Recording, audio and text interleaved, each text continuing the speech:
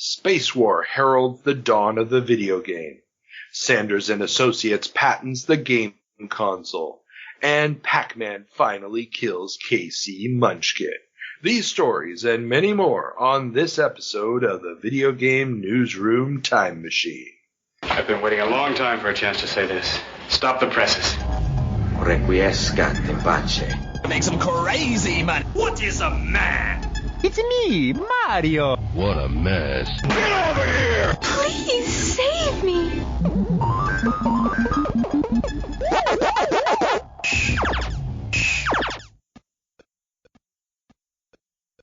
Welcome back to the Video Game Newsroom Time Machine, the show where we travel back in time 40, 30, and 20 years to find out what was making headlines in the video game and home computer industries.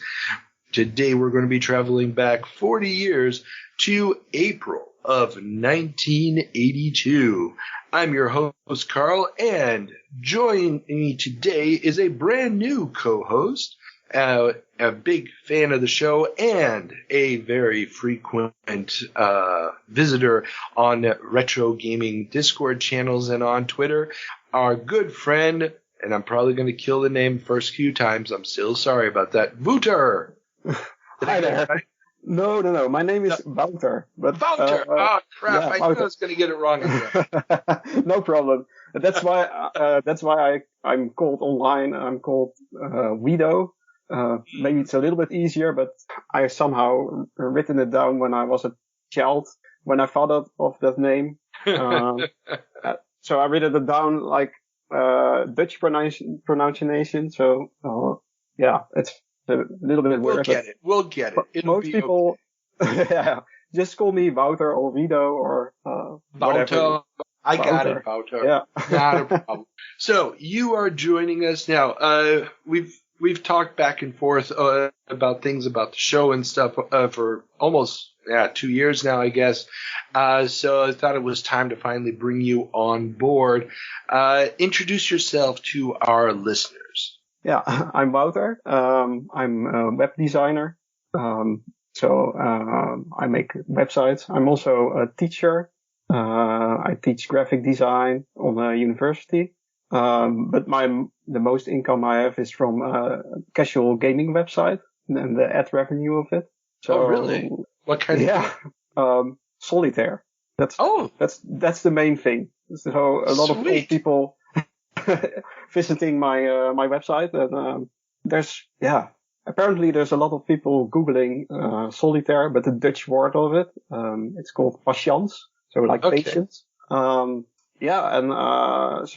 I have plenty of free time. Most of that time is is spent on my kids. So I'm almost a full-time father, and when they're at school, I try to do some work. But I'm lucky that way, I think. Dude, color me envious. I thought I had a good with a university gig. Very sweet. Yeah.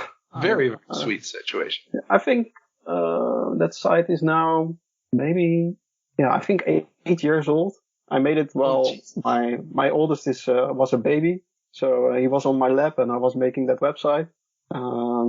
Before that, I worked at a place which was the biggest casual gaming website in the Netherlands. It's called Spelen.nl, and it got bought by another company. And then I thought, okay, let's leave there and make something of my own. So I learned the tricks there, and it's doing well for me. Damn. And just ad revenue, right? No in-app purchases, basically? No. I try to make it as consumer-friendly as possible. Like the normal websites make you jump through all hoops to play the game. You have to see another page with an ad on it. And I thought, okay, my thing is when you visit my website, you just see the game and you can play it immediately. And if you want to play another game, then there's a video ad starting, and that's making me money. So, yeah. Sweet. Yeah. Okay, dude, you have created the ultimate life hack. I bow my head in respect. That is awesome. Thank you. But yeah, I'm super glad joining your show. I think it's a really important document, this show, and I think I already said it on Twitter once. Yeah. And I really appreciated that. It was very kind of you to say that this was like a historical document. And that's kind of the goal of the show is, to focus and try to create some kind of timeline of this with the notes being as detailed as I can make them and stuff. So that really endured me to you right from the Cool. Yeah. I'm not too used to do this thing like podcasting or something. I did do twice or something, I think. But, yeah, you were on the retro game, not retro games club. Oh, that was something else. Retro game squad. Yes, there was a DOS episode. They did it live, and I thought to join in. It was fun, but also a little bit awkward, I think. I'm not like typing English is all okay, but speaking English, I'm not too comfortable with it. But dude, do two or three shows of this, and you will be running like an ace. And you're already doing great, so don't sweat it. But like this is so important you do this because I think only last week 2 important guys in the industry passed away. I saw you tweeting about them. Yeah.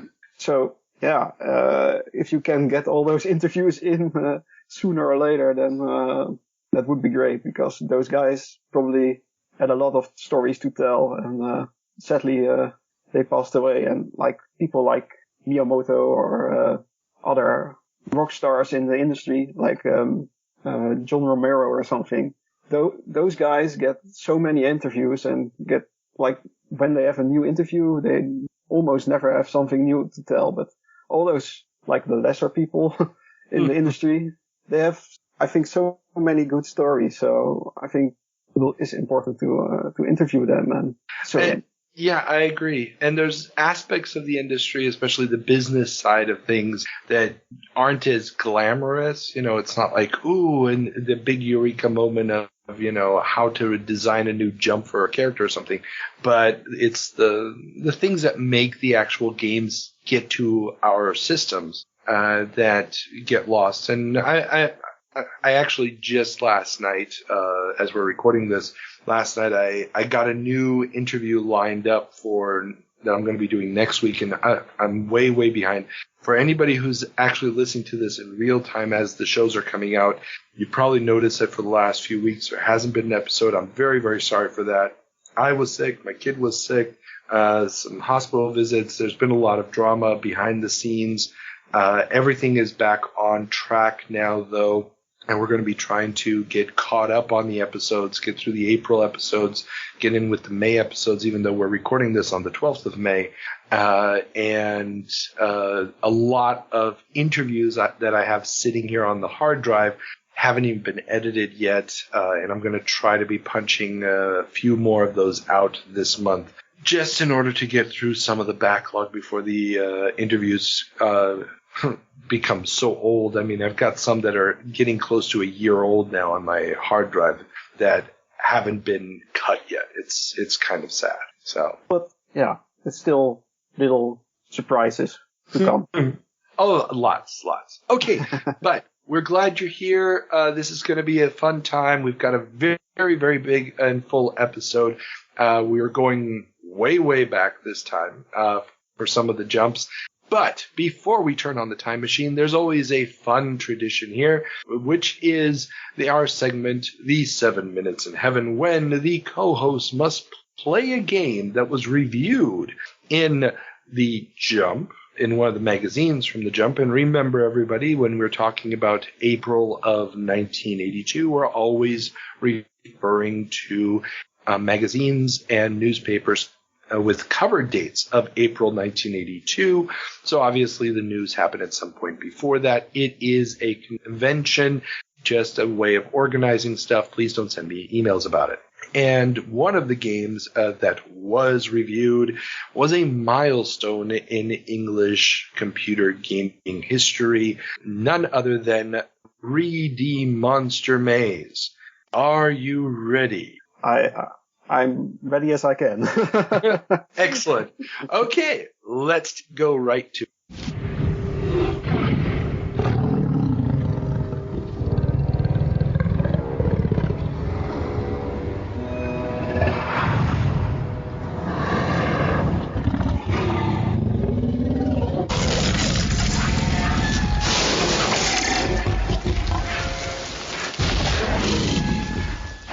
Welcome back from your 7 minutes in heaven. So, Wouter, how would you describe 3D Monster Maze to somebody who's never played it before? Yeah, it's actually what it says on the tin. It's like it's a 3D first-person maze, really crudely done, but we talk about that later. With a monster in it, and in this case, it's a T-Rex. And the T-Rex is sleeping somewhere, and when he sees you or smells you, I don't know what he does, but when he detects you, then he will hunt you down. And your goal is to find the exit of the maze. And actually, the graphics were really crude. It was like only the walls were rendered, and you can only do 90 degrees turns, and there's no animation in there, and it's like black and white, no sound, so it's really basic, but it's actually quite convincing. If the T-Rex is getting at you, I can imagine people being really scared at the time playing this, and I think I've seen it being called the first survival horror game, and I can see this. It's quite, you feel hunted down when he detects you. So yeah, it was quite fun actually. Mm-hmm. And so now this was your first experience with a ZX81, correct? Yes. Okay. Now you cheated a little bit. You didn't actually play it on a ZX81, right? No, my first plan was to run it on a Mister, but then I googled the name of the game, and I saw there was a lot of online emulation of the system, and I thought, this is a lot faster, and probably it's quite the same experience, maybe not the authentic experience, but well, you didn't have to use the absolutely terrible ZX81 keyboard, which is probably a good thing. Yeah, but what's up with that keyboard? Because the controls were really weird. It's like I think maybe you go to the left with the number 5, and you go straight with the number 7, and you go to the right with the number 8. And yeah. Now, is there something like arrows on those keys or something on the original hardware, or it's really weird that there's one gap between the 5 and the 7, that the 6 is nothing. Yeah, I don't know. So it's here. I can show you right here. There are arrows on the keys, and I'll put this in the show notes, a link to this. But here I'm sending you an image of the keyboard right now. So there are arrows on there, and it's a very awkward by modern standards layout. Of 5 is left, 6 is down, 7 is up, and 8 is right. And it's not a keypad at the side of the keyboard, but it's the numbers at the top of the keyboard. Right. It all makes sense now. Yeah. It was like, how do I control this game? It was really, I was like putting my hands on those numbers and not moving it anymore, and then play it, because I was afraid getting lost of the controls, and I thought, okay, these 3 fingers I have to use, don't move them anymore. And actually I played that game. And 7 minutes is more than enough to play the game maybe 7 times. Well, yeah. I mean, it's using randomly generated dungeons. You have to remember, the ZX81 only had 1K of RAM. Wow. So that's not much. Yeah, and it has no graphic mode, so everything was being done essentially with ASCII characters. So yeah, there's a huge limitation on what you can do. I mean, it has it's definitely not Petsky level of character sets built in. It has a handful of them, which you can also see on the keyboard. But for the most part, you have to just use the normal character set that's built in to represent stuff. And the title screen really looks like that. It's really like there's a sort of main character rendered on it, and it's built of all kind of characters, like letters and stuff, like ASCII art. Yeah. But when you play the game, you don't see that anymore. Maybe that when the T-Rex attacks you, there's one frame where you see some numbers in his teeth or something, but otherwise it looks like just graphics. It's really impressive if this is only made with computer characters. I don't know. Well, if you look on the keyboard, there, for example, on the T and the Y, you have symbols that you can use, which is like it's essentially a 2x2 grid, and so you can have on, off, on. Or you can have, just one of the 4 blocks in the 4-block grid is on, and so forth. And those are the symbols that they're using to create the textures of the walls and stuff. Nice. Yeah. Wow. Very simple, but very effective. Impressive. Yeah. And this game becomes the killer app for the ZX81. This is like the non plus ultra. Now, it's coming out just as we're going to get the announcement of the ZX82, aka the ZX Spectrum, but it's kind of cool. What? Which has color. Which has Spectrum. Color, yes, and a slightly better keyboard, but only slightly. But we'll talk about that a little bit later in the show. This looks really flimsy. Oh, this thing? Well, it's not only flimsy, but it's small. And if you've never had a ZX81 in your hand, the only way that I can explain how small it really is and how unbelievably light. It's like not holding anything in your hand at all. Here's another image that I'll also include in the show notes. Here, for proportion's sake, you can see it next to a television set and a cassette recorder. Oh, okay. So it's connected to a television, not to a normal monitor. No. This is a Sinclair machine. So Sinclair is doing everything possible to make it as cheap as possible. So if you had to get a monitor, that would have just defeated the purpose of being a super, super cheap machine. So is that connected with RF or something? Or? Yeah. So we can still use it on our modern flat screen TVs. Theoretically speaking, if you were really that desirous of torturing yourself, of course. Well, it looks like, it's quite a neat device. Maybe, it looks like one of those mini consoles, like the new Amiga. It actually, I mean, if you tried to do a mini version of the ZX81, I don't know how much smaller you can make it before it's basically not functional because you wouldn't have the keyboard. But then again, the minis don't have functional keyboards. So, no. You could make this really, really tiny if you wanted to. But so this is the top of the line game experience for the ZX81. There's a ton of other games for it being reviewed this month. Like there's a weird version of Defender that's also using, of course, the ASCII characters, but it's so jumpy and unplayable that it's kind of pointless. There's a lot of text-based games, strategy games in that sense, but this, as far as real-time experiences, is probably as good as the system gets. And these get sold on cassettes, I think. Yes, this is being sold on cassette. The instructions that I sent you are basically just a cassette inlay. And what was the price of such a thing? That is an excellent question. Now you've asked a question I do not have the answer ready for. £5.95. So if you wanted to buy this on cassette, it was £5.95, and it required a 16K ZX81. Okay, and so you have to do that version. Price times 5 because of inflation. So you're looking at £25 today. Whew, that's a lot. It's like 30 euros or something. So like a modern indie game. Like a modern indie game, but considering how much a lot of the other games cost, like in the same issue in the reviews, there's a bowling game. Well, that's for the Video Genie.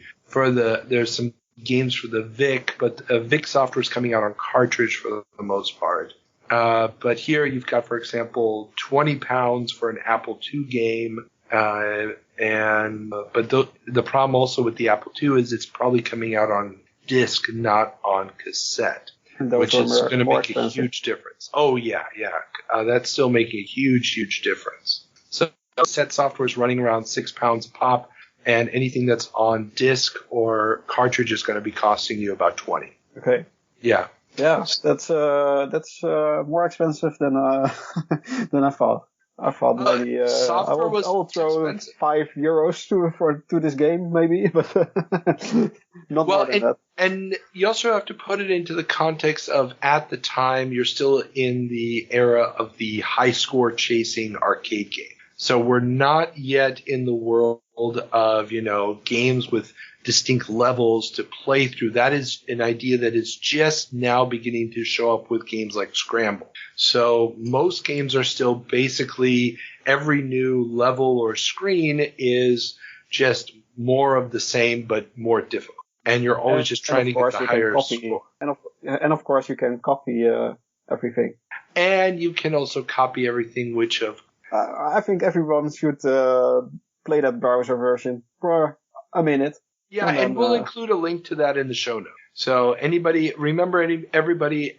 that we talk about, there'll be links to it down in the show notes, so you can go and check it out for yourselves. So, would you recommend people go and check this out? Yeah. It takes you a minute. It's directly in the browser and you can see a little bit of gaming history, and it's actually fun for what it is. Yeah. Very cool. Okay, then with that being said, we have one more stop before we turn on the time machine, and that is to check in with our good friend Ethan Johnson for a little segment we call the Department of Correction. Hello, this is a prepaid collect call from the Department of Corrections. This call is subject to recording and monitoring. To accept charges, press 1. You may start the conversation now. Welcome back, Ethan. So, let's talk March of 1981. 82. Can you believe 82. it? Oh, my goodness. No, I'm looking at the notes you wrote, and you wrote 81. After just correcting me about 82. Wait. Our listeners don't know. It's been a few weeks for them. We were recording these back to back, but you wrote March of 81 on here, and that's what threw me off. It's your fault. Sure. You coming into the Department of Corrections and blaming others, Carl, that's the reason that you're in the Department of Corrections in the first place. True. True. My hubris. But before we go into lambasting you for your many sins, first we will talk about Mads. Mads, your comments about trains, they're off the rails. You gotta stop this. Oh wow, that was terrible. Thank you. I'll be here every episode until Carl says go away. Okay, so please continue. Red pen time. Stick out your hand. We are going to remind you every day of the failures you have done. Okay, first up, Parker Brothers was never the top video game maker on the Atari, whether that's revenue, whether that's amount of games, anything. Parker Brothers was never at the top. Okay. It was probably Tom Dusenberry just using a little bit of hyperbole. I mean, at the time that they were just entering, they couldn't have been the top anyway, so... Well, no, at the time they were entering, no. And I do believe I said that they would become, but yeah, it's probably, or did I say the top or one of the top? You said the top.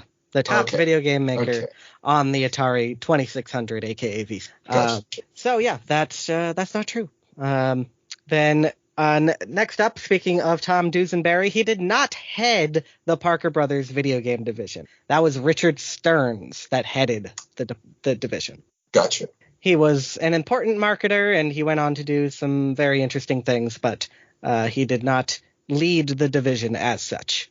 Okay, cool. Good point.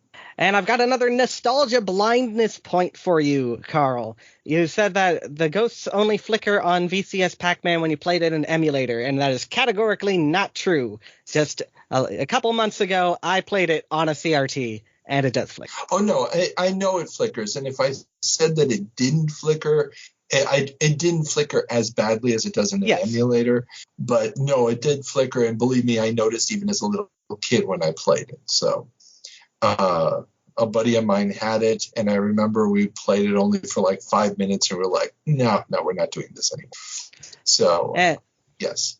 And I've made about 1 billion posts about the reception to VCS Pacman, and if you believe that it was over-manufactured or people hated it at the time, you're wrong. So. No, that's definitely true. People did enjoy it. I, the discerning, probably 7-year-old at the time, did not. Very discerning. High-class taste here from Carl, Mr. Carl. Well, in my defense, or in the defense of Pacman, I should say, I honestly did not care about video games when I was 7. I had no interest in video games when I was 7. I was a He-Man kid, and it wouldn't be until I saw Dragon's Lair that the concept of video games had even the smallest modicum of interest for me. So. All right, next up, you said that the people who made Pac-Man Fever were Buckner and Gardia. Oh, yeah, that's just me. Yeah. Carl doing his bad Skype connection pronunciation thing. And no, you definitely there was definitely a D.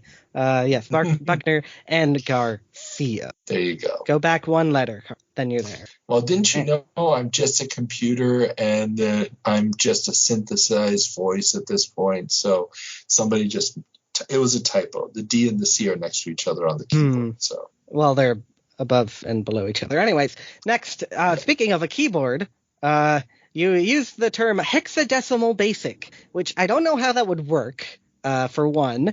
And second of all, the Bally Professional Arcade, aka renamed the Astrocade, was not programmed in hex. By default, it was basic. You had these basic commands on the little keyboard, and then later on there was an assembly cartridge. But the original keyboard wasn't a number pad? It was a number pad, but it had the ability to do shift, like the Commodore computers. You could hold a button and then input commands because BASIC was built in. Well, no, BASIC was built in, but there was no – would you hit, let's say, the 2 key twice to get a B or – You would hold down a modification key like the Commodore key or the shift key or control. Yeah, but then you would still just have 10 commands available. There are multiple keys of this. Okay, because the pad doesn't have that many keys on it. Yes, and that's why it was awful to use. I think it's like a 16, like it's rows of 3. It might be 15 buttons, but you can fit all the numbers, and then So yeah, it was, and then they used an overlay, so if you were programming for that. But yeah, it wasn't great to use, but it was there. Okay. Yeah, I'm actually looking at a close-up of it right now. Yeah, it's just got the 10 numbers, a CE key, the the normal math stuff, and MR, MSCH, and then another row with up and down arrows, and a clear and a percentage. And there's an overlay that goes onto that. I see the overlay here for Bally Basic. Oh my God, this would be nightmarish to use. I'll put a link to this in the show notes. Oh my God, this is terrible. Okay, people, you got to take a look at this because crap in a hat. Yeah, if you actually had to program anything on this, hexadecimal codes for the individual commands would have been. It's not hexadecimal, though. That is what I'm trying to tell you. I know. I'm just saying what I said would have made more sense than this. And what I said made no sense. Okay. Well, there were a lot of early computers that you could program in hex. A lot of early arcade games were programmed in hex or octal. But yeah. To the next point, Yes. Star Raiders did not have an ST sequel. It was just a remake of Star Raiders. Gotcha. And for some reason, I always thought it was kind of like a updated, super snazzy, but it doesn't seem to be really changed from the original game much at all. No, I don't believe so. Yeah. Not that I've played it. I've played a bit of the original Atari Star Raiders. Yeah. I was just looking up on Moby Games, and the reviews are not great, the few that are there, and it just looks like somebody decided to port it. Now, granted, you get a lot more information on the screen, the maps are more complex and stuff. It's probably more akin to the difference between Elite and Elite Plus. Essentially the same game, but with some nicer bells and whistles added. So that's that. And then finally, the idea that Atari entirely devoted their manufacturing to the VCS is a myth. And a myth very easily proven by the fact that they had home computers in the first place. The reason they weren't shipping them in quantity is because people didn't want them in quantity, because they screwed up on what people wanted from these early computers. This is one of these things where it's manufacturing versus marketing, or the engineers versus marketing. And the engineers are adamant that the reason that Atari failed is because they focused on one product too hard. Gotcha. Now, and this, I think, was in a context of me making a remark about the Cosmos. Yes. And that came out of an interview that will be posted in a few months with somebody from the old Atari engineering division. Is it Roger Hector? Yeah, Roger Hector. And I spoil these things because I know. Yeah. But he was talking about how marketing had told the engineering department that was the reason that they weren't going to proceed with the Cosmos project, which, even if it wasn't true, I almost can imagine the marketing department telling engineering. Yeah, Al Alcorn has always said that's the reason they didn't do Cosmos. So that's what he was told. Yeah. And that's what Hector said he heard as well at the time. So that even if it's not true, that's probably the internal story that they were spreading. But it has built up as this story that Atari was solely devoted to the VCS and didn't want to manufacture any other product. But I mean, we're about to get the 5200. We've had the Atari 8-bit computers for all this time. They've delved into handhelds. They've done all these various things, and a lot of it just hasn't worked out. The VCS is the only thing that's really raking in money in that way. The arcade stuff is doing okay money, but manufacturing arcade games isn't a huge business. True. Yeah, and it makes sense. I mean, and home computers are going to be making some inroads and some progress, especially in the educational field. We've been talking about that, how they've been able to get some fairly significant contracts for different big school districts. So there is some movement in that direction going into the crash. But yeah. The Atari 8-bit was a moderately successful home computer, but it was never what it really needed to be, especially at its price range. Yeah, true. And that's why they're going to do the stuff with the 1200 and whatnot that doesn't work out for them. Oh, yes, the 1200. We'll have to talk about that. I keep forgetting that the 1200 is coming down the pipeline. You can see how excited he is to cover this history. No, it's I know the history of this. And spoiler, I just had a lengthy conversation with one Leonard Trammell. And so, yeah, what to do with Atari's computer lines and so forth was definitely a topic of discussion. So we will. You'll get all of that in the next couple of months, and you'll get it 3 months early if you are a patron. So very nice. And I will not end this with a jack attack, so you don't have to worry about that. But you have your hand sufficiently marked in all sorts of arcane symbols, and you can leave now, Mr. Carl. Excellent. Just shouldn't get too close to any churches, right? I would say that is a good idea for no particular reason. Excellent. Okay, Ethan, as always, thank you for your service. Thanks for coming to the Department of Corrections. So I wonder, the thing with the flickering ghost in Pacman, doesn't that give the ghost some kind of transparency? It would be maybe a nice effect. I know the Game Boy does that, like flicker really fast, and then it's like the one color more. Like a transparent color? Well, in theory, you are correct. In theory, it does kind of give you that feel. But yeah, on the actual VCS, it's a little bit more annoying than it is cool. Partially due to the resolution. Like, if you see that kind of effect on some later consoles, I think the Genesis tries to do this occasionally. Yeah. And the problem is that the 2600 has such a such a large blocky resolution that so it's not a large resolution, it's a blocky resolution, that you don't really get the benefit from that. It's just like a really flashing sprite instead of like a fine small pixel which is flickering, which exactly gives you the illusion of transparency. Yeah.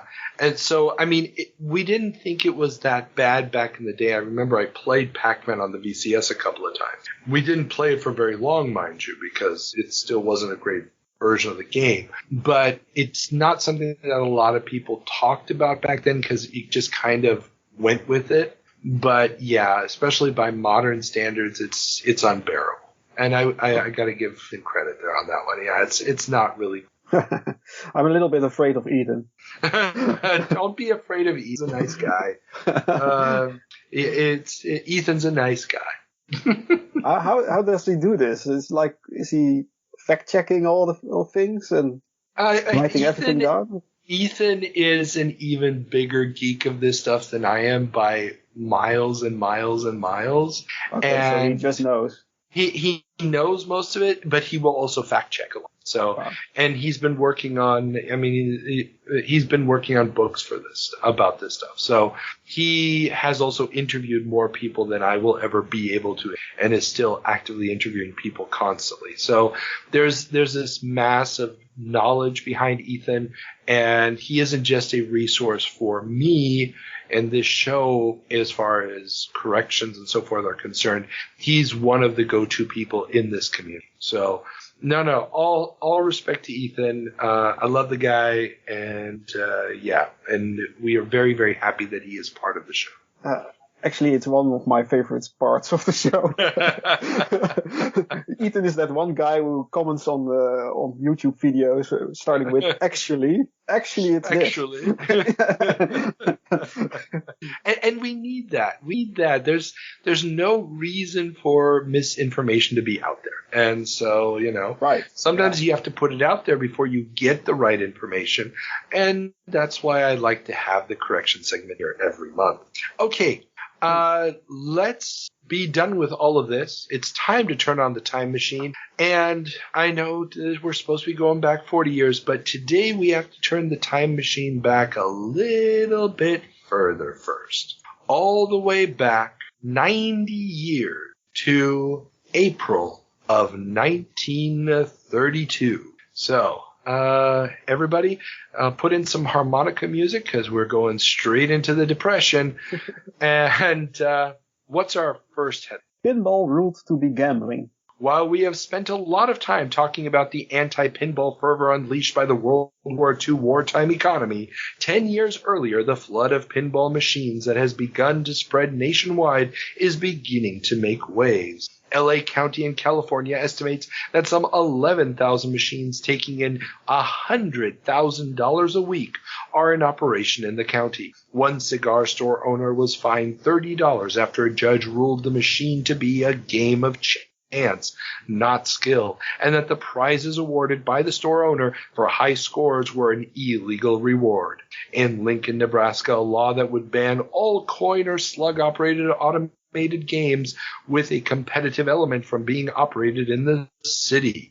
The law was sidetracked, though, due to a lack of agreement on the city council about the necessary funding for enforcement. So, what was actually the problem? Was it the problem that they gave prizes to people who scored high scores, or was it the problem that you have to put money in the machines? The problem is that there's no flippers yet. Oh, so it's like pachinko.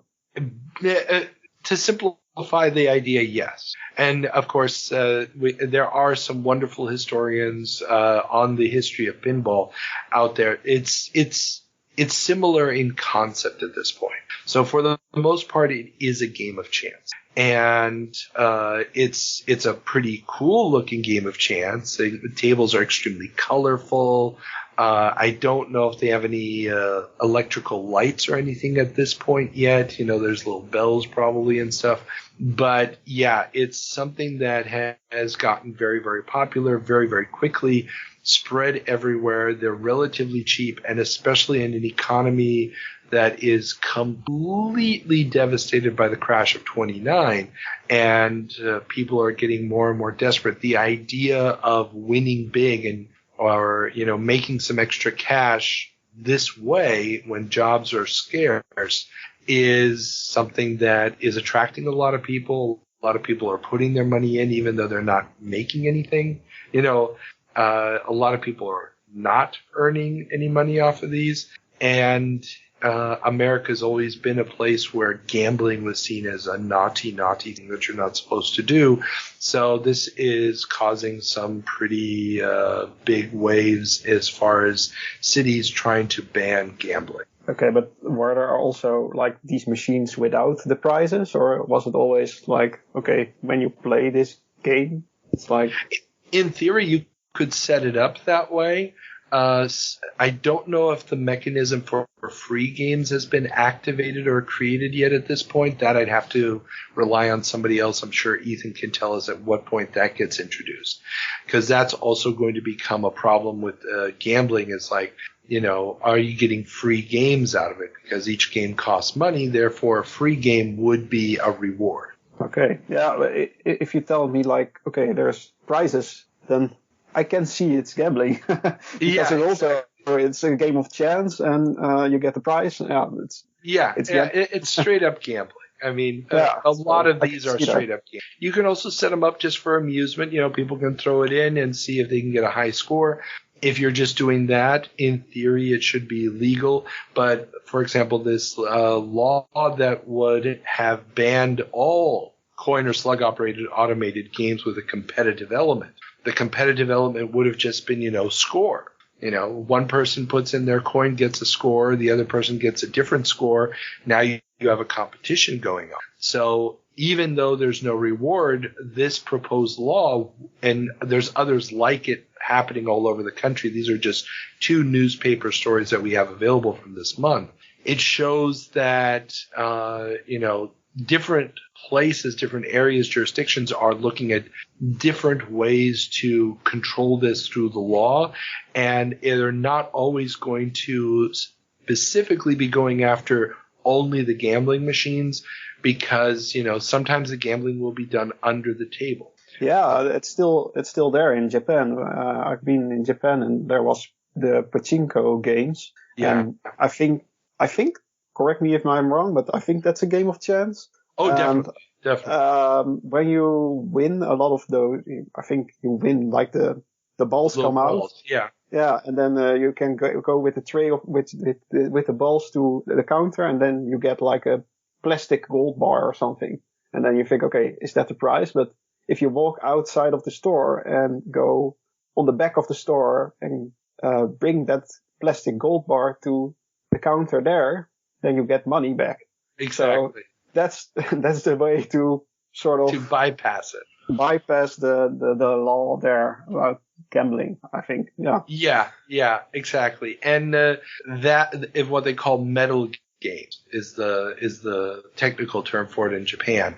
That idea of having, the reward paid out by a quote unquote independent company around the corner, those are the kind of things that are also going to be happening. And so it's cool to see that, and we've mentioned this in the last few months. It's been a big story in our 1942 jumps that, everybody's coming after pinball with the auspices of, we need all the materials for the war effort.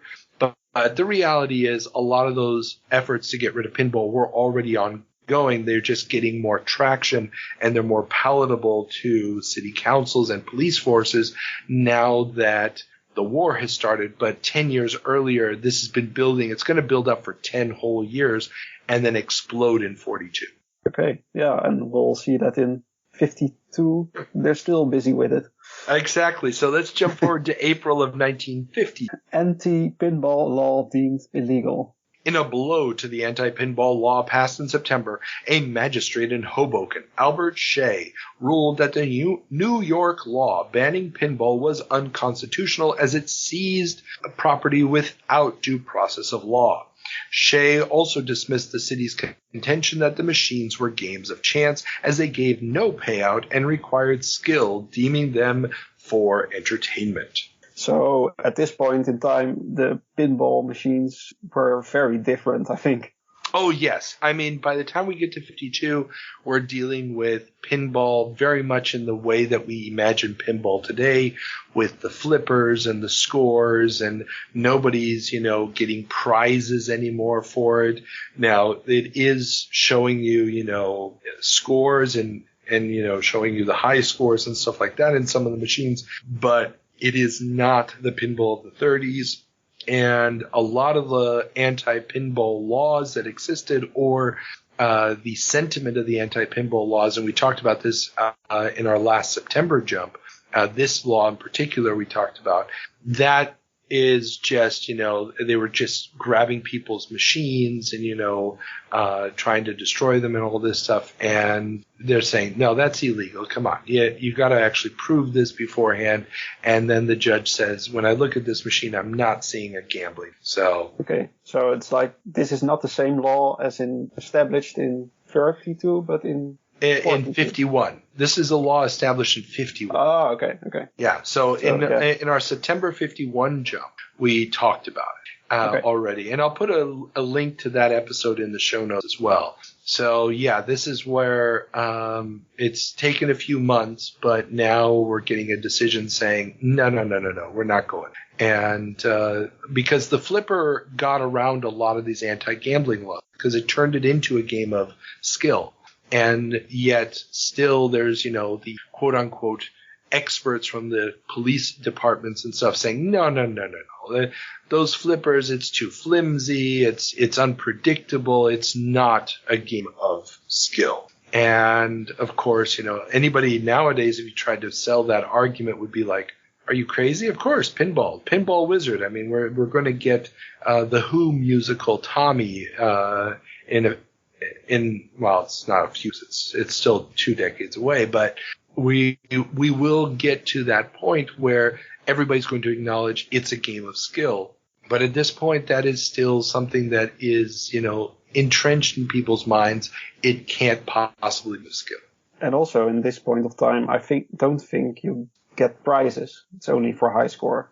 Exactly. But you do get free games, and that's going to be the argument. So like a free ball thing. Exactly. So you're still getting something of value.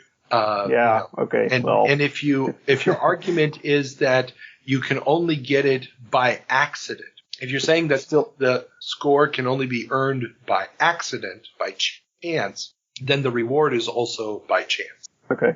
I can see. I can somewhat see what the lawyers thought was wrong, but yeah, it's really weird to see it in context nowadays. Of course. And the reason we talk so much about pinball here on the show is because so much of what will become the video game coin-op industry is going to come out of pinball. The places, the locations are placed, the environment, the economic model is all based off of the precedent that pinball set. And also, maybe the arcade had the same problems as pinball? Well, the arcades were the place where pinball was. So you had electromechanical games as well, but pinball was always one of the major drivers of the arcades. And like the modern or the arcade machines we know now, did they also get like laws against it or? Oh yes, and we will talk about that today as well. Yeah. I guess. It's not going to end with pinball. There's shades of this throughout the entire history of games. So don't worry. Something new is also always illegal. Everything old is new again. Right. So, let's leave the arcades behind. Yeah. Next story. IBM sees bright future in electronics. IBM chairman Thomas J. Watson told shareholders at their annual meeting that beside its expanding business producing munitions for the U.S. government, it has expanded its research staff and sees a great future in electronics. With their latest computer, which is 25 times faster than their previous hit from 1948, and has already garnered 10 orders before even being publicly revealed. Yeah, I learned that IBM wasn't just about computers now. Well, I mean, and we don't need to get into the whole history of IBM. There's actually a really good podcast about that. We'll put a link in the show notes, but their big thing back, for example, in World War II was ignominiously, punch cards to help categorize data for more than just the U.S. government. And, so they're getting into this electronic computer thing, and the new system that he's talking about is going to be the IBM 701.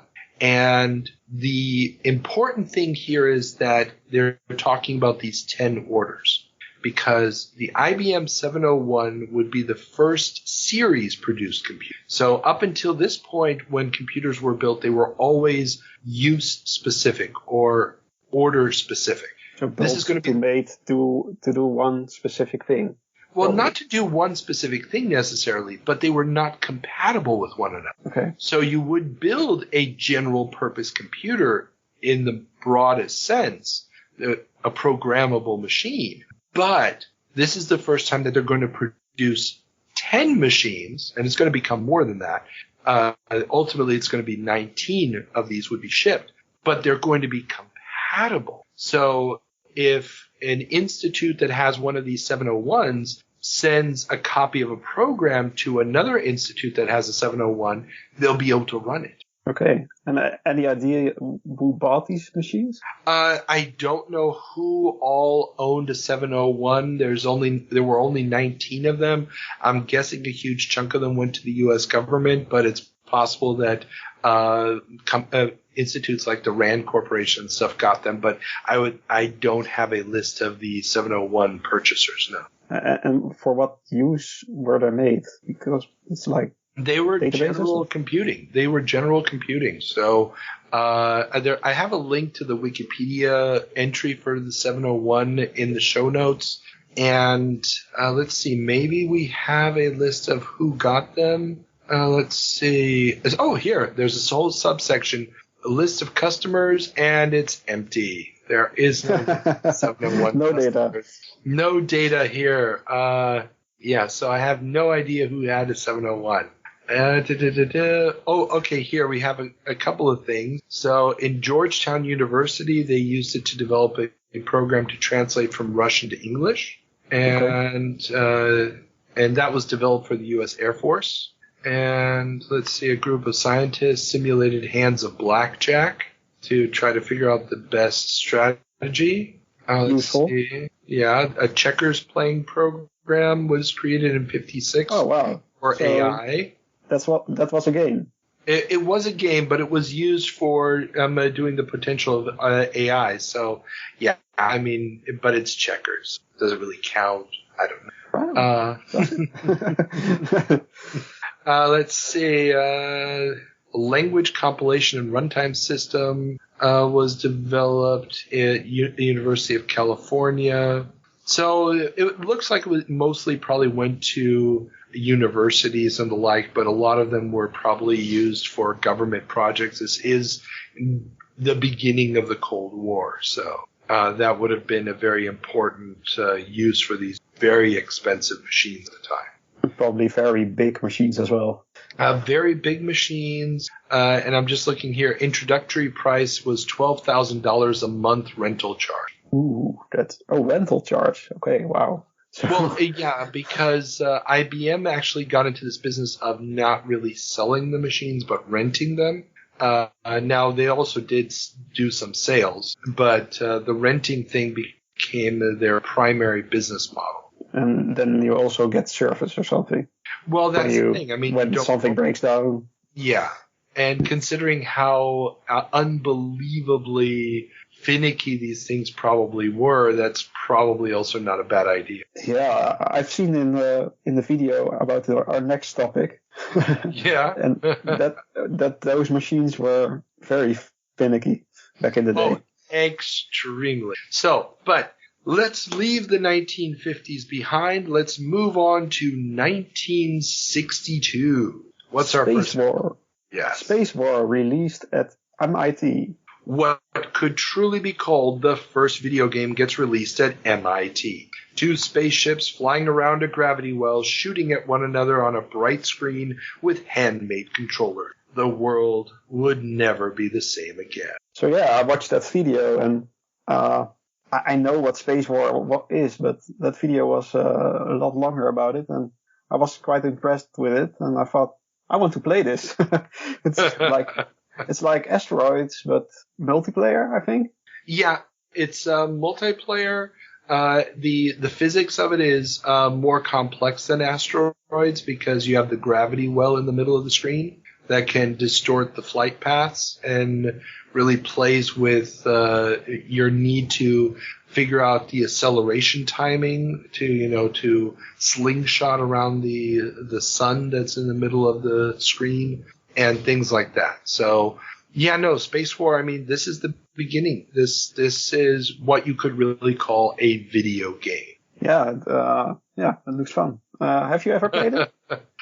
No, I mean, I've played variations of it for computers and stuff, but actually playing it in some kind of authentic simulation, with the round monitor and a dial controller. Screen.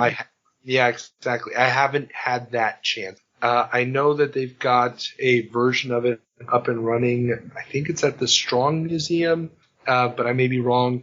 I'd love to be able to play it, but like I said, I've played versions of it on the PC, but without the dial controller that they hand built for it, I don't really feel like I've played it, if that makes sense. Yeah, I think there's also a Mr. Core for it.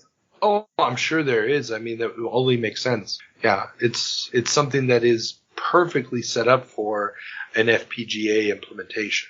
Maybe I should try it sometime, but I have to find someone who is as crazy as me who wants to play this with me. Oh, come on. That would be fun. Yeah, I mean, and the game is going to get evolved yet after this. There's going to be more and more iterations of it. They're going to change things like the star field in the background and stuff.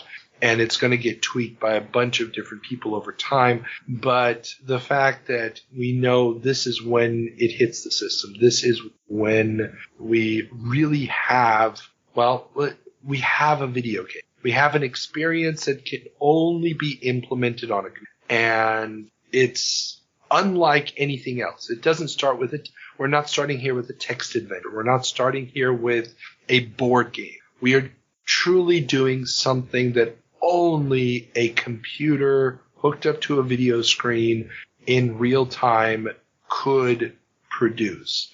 And that's really where you can make the argument. This is a brand new art form from this moment. They also didn't start with a business sim. This is true. They did not. But which may be a game. Business managers play IBM Business Sim. It is a game. So IBM has organized a business simulation in London that a group of actual business managers are taking part in. Decisions such as dividend payments, production cost allocations, retail price setting, and more are being taken in as variables as a variety of teams planned on how to best their opponent. I'm sure there's modern revisions of these simulations which are sold on Steam. Sold on Steam, and also actually it was one of the possible games that could have been on the list for 7 Minutes in Heaven today, was Cutthroats and Cartels and Cutthroats, or Cutthroats and Cartels. I can't remember what order the title is. It was a business simulation game released by SSI by Danny Button or Danielle. I can never remember her name. But yeah, that concept of running a business is going to be around forever in gaming. It's going to go up through today. There's still a ton of business simulators out there. And so this is one of those moments. And IBM isn't just doing it in London. Also found an article where they're doing the same thing in Texas for bankers there in the same month. So it's obviously something where the computer as a simulator, but at the same time, that simulation is essentially a game because it's going to have a winner, it's going to have a loser, it's going to be processing a bunch of different decisions. So, yeah, it is a game. I can remember back in the day I played that lemonade stand simulator. Yeah, I had a version of that too. I had a version of that on the Commodore 64. You had to love it. It's a business. It is. I mean, it's doing the basics that it needs to do, and at the same time, it is still giving you that whole reward structure of a game. So it's a game. Right. Okay, so we're done with the 60s. Let's move on to the 70s. April of 72. Sanders and Associates get console patents. The patents that would start it all have been posted. Patent 3659284 and 3659285 will allow for simulated tennis, golf, billiards, and more to be played on a home television screen. So for what machine is this? Because Sanders and Associates doesn't ring a bell for me. This is what is going to become the Magnavox Odyssey. So Sanders and Associates is actually military consultancy or design company. They make stuff for the military primarily, and Ralph Baer is the project lead. His name's not showing up on these patents, but he's the project lead on this device that is creating these signals, these manipulatable signals on the television set. And that is going to become the Magnavox Odyssey, the first game console. It's not computer tech in the sense that we think of it today. It's electronics, definitely, but it's not computer tech. There's no processor in it that's running everything. And but it is using it's using logic circuits to, create spin on the ball and to manipulate how things bounce off of each other. And so that's where these patents are coming. So this is going to be the... And later consoles, which released, did they fight those patents or what? Oh, a lot of people fought these patents. Everybody who tried lost and had to end up paying. Now, there's going to be a bunch of patents coming out of this project. I don't know exactly which patents off the top of my head are the ones, if it's these or different ones that come out later that are going to become the problem. Activision is going to be fighting these patents for forever and going to lose. Atari is going to basically roll over very quickly.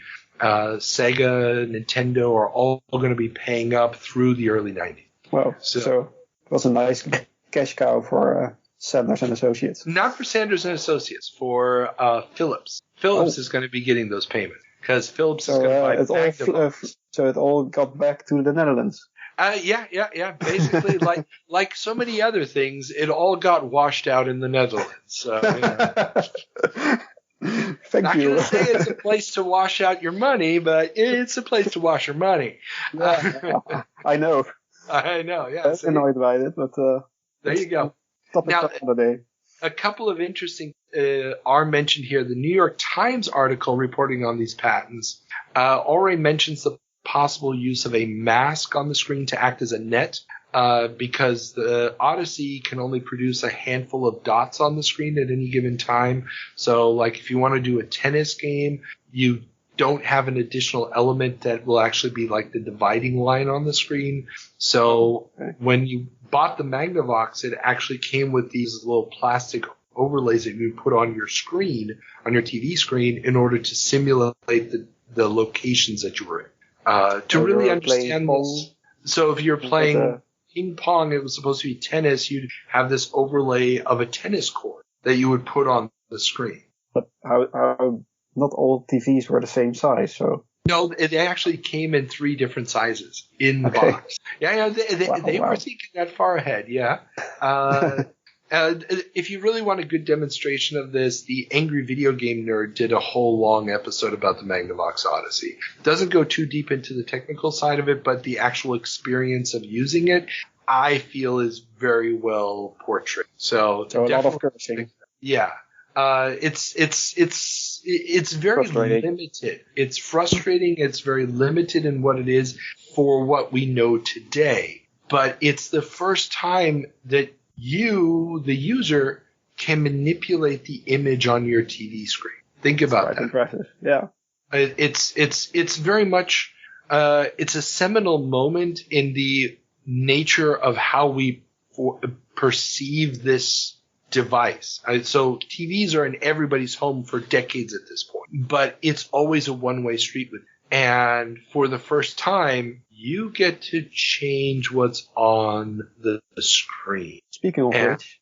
Yeah. So, okay, yeah. Thinking of that. Cartrevision introduces movie rentals to the world.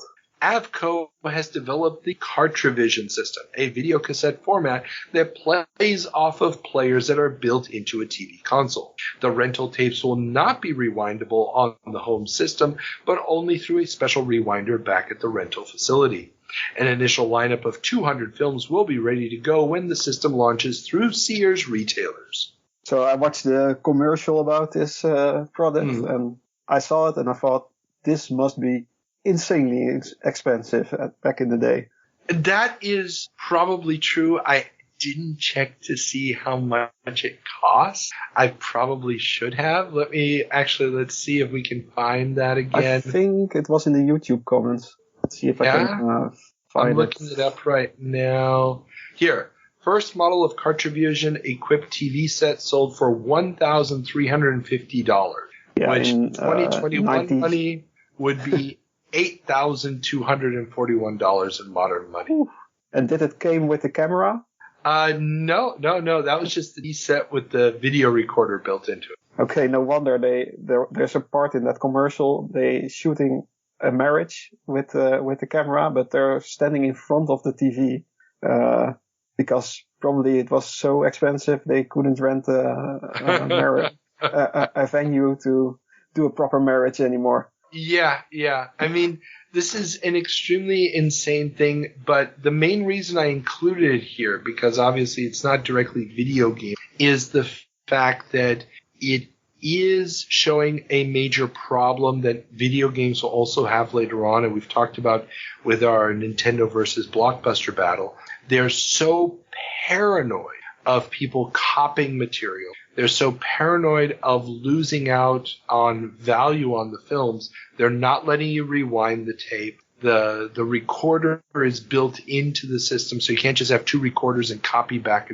And they are really trying everything under the sun to convince the movie studios that this is a secure, non-copyable medium that will still be able to make them money. But was it not copyable? Well, obviously everything is copyable. I mean, I'm sure if you had two of these devices, you could probably hook them up together. They also advertised that there were going to be video cameras. I believe that they only shipped the black and white camera, but they never shipped a color camera. So, I mean, yeah, the whole thing is going to be dead by 73. So it's not going to last on the market. It's going to last for a year. And when did the VCRs see the day? This is a video cassette recorder in that sense. So the first VCRs are, I believe, even before this. This is the first one that that had a rental setup. Okay. So, I mean, the technology as such goes all the way back to the 50s. That's when, the idea of recording using magnetic tape goes all the way back there.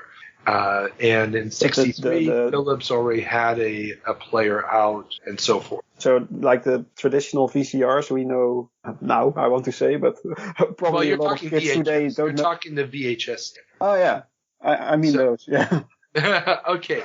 When did the first one show up? Okay. So VHS officially debuts in 76. 76. Okay, so yeah. Talking 4 years later. So this thing still made sense when it released, but not enough to to survive. It's just too damn expensive. Yeah. And that's it looks just expensive. It looks expensive. Plus, I mean, you're stuck with the TV set that's included in this console. So in reality, you're buying a new set, which, I mean, TVs are getting cheaper, but they're still a relatively expensive purchase. So for a variety of reasons, this is just not a tenable situation. And the main concern is that piracy question. And had they not been so worried about piracy, I don't think they would have built it into a console. They would have made the set drive a separate device. And had it been a separate device, it probably would have been much more affordable. It would have been easier. But then the movie studios wouldn't have signed on to go along with it. And also, if you have a lot of those devices in homes, then you can start actually renting them out, because like the cassettes. Because now, if nobody has the thing, why would you try to rent out those cassettes? So, yeah, it's a little bit chicken and egg. Exactly. And this is also the problem with every video game console. You know, it's why make games for a console that nobody owns, and why own a console if there are no games for it? Right. Yeah. You know, so this is, it's interesting to see these initial issues with this kind of device and some of the universal problems that will extend also into the video game realm. So, but it's all coming together. 72 is going to be an interesting time for this idea of we want to manipulate what's on the screen. There's more we can do with this device. Okay. Cool. So we're done with our jumps before our actual 40-year jump today. So are you ready to turn on the time machine and head back to April of 1982? Let's go. Cool. Technology is electronic video games. Entertainment retail sales have been generally lackluster. There is so much money to be made. Welcome to April of 1982. Bowder, what is our first story? Make Your Own Maze is the new arcade craze. 2 different games get reviewed this month that share a common gameplay element, digging out your own maze. Namco's Dig Dug, released by Atari, and The Pit by Xylec out of the UK both feature protagonists that can dig through a dirt landscape, creating tunnels to avoid enemies. While both games are very different, they are clearly showing the evolution of the maze game mechanic popularized by Pacman and Rally X. I really love Dig Dug, so I'm amazed that it's so old. 82. I sometimes still play it, so it's a really good game. It is a really good game, and it's way more interesting than Pacman for me. Well, of course. I mean, it's also 2 years later. I mean, there's a ton of evolution that's happening very, very quickly in this market, and the fact that you have this very well-defined character in the game, I don't think it's a direct result of the Donkey Kong craze, but it's clearly a sign that as the machines are getting more powerful, as the video processors are getting better, the ability to make more realistic-looking characters, or at least more definable characters on screen, is really changing the game. Yeah, there's happening a lot more as well. It's like not just walking around, but also you have an action button to do stuff, and it's way more complicated. I don't know the Pit though. The Pit is a very unknown game. I actually hadn't heard of it either before reading about this. It looks graphically pretty basic. There's really not a lot of style. It's unlike the Japanese games where they are already implementing like a graphic person who is, dedicated to making sure the design looks good. This is clearly artwork done by a programmer. But the Pit is interesting because it is going to become the inspiration for the computer game classic Boulder Deck. Oh, I know that one. Yeah. I think that's one of my first games ever. Yeah, exactly. So it really plays a little bit more with the idea of you can't really kill any of the enemies except through the use of the environment, dropping stones on them and stuff. So you don't have the pump system from Dig Dug. Instead, you have to, position yourself, drop the rocks on them. If you see video of this, I'll put links to video of both of the games in the show notes. If you've ever played Boulder Dash, the 2 seconds into watching the pit, you're like, oh yeah, this is where they got the idea for Boulder Dash from. It sounds a bit like Mr. Doe. Do you know that one? Mr. Do. Mr. Do, yeah. Mr. Do also has very similar mechanic. Mr. Do isn't out yet, but it's also, I think, coming this year. So it's in the air. It's this idea of, okay, we have the maze chase, but we need to do something else. Mr. Do is also a great game. Oh, yeah. No, I love me my Mr. Do. And the ball mechanic in Mr. Do is also a little bit more active than even the pump action in Dig Dug. So the pit is more primitive in that sense. It has a few other gameplay elements, but yeah, the pit isn't really memorable other than the fact that it inspires Boulder Dash. Okay, well, I'll look it up. Oh, definitely. Moving on. Atari releases promo video to fight local laws. Atari has spent $100,000 to produce a 17-minute documentary about the video game business to be shown to local politicians who may be considering anti-arcade or game laws. The video will be available through Atari distributors for use by local operators. So here we have it, anti-arcade laws. Oh, of course. I mean, the idea never ended.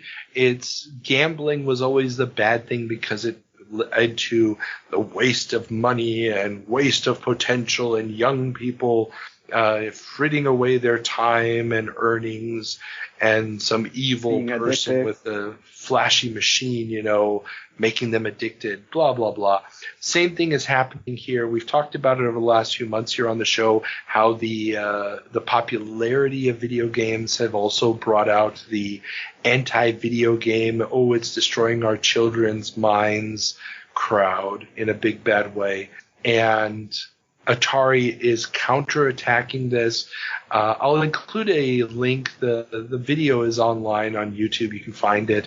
And they're trying, to portray them as, we're just here to make fun games. We want people to have a good time.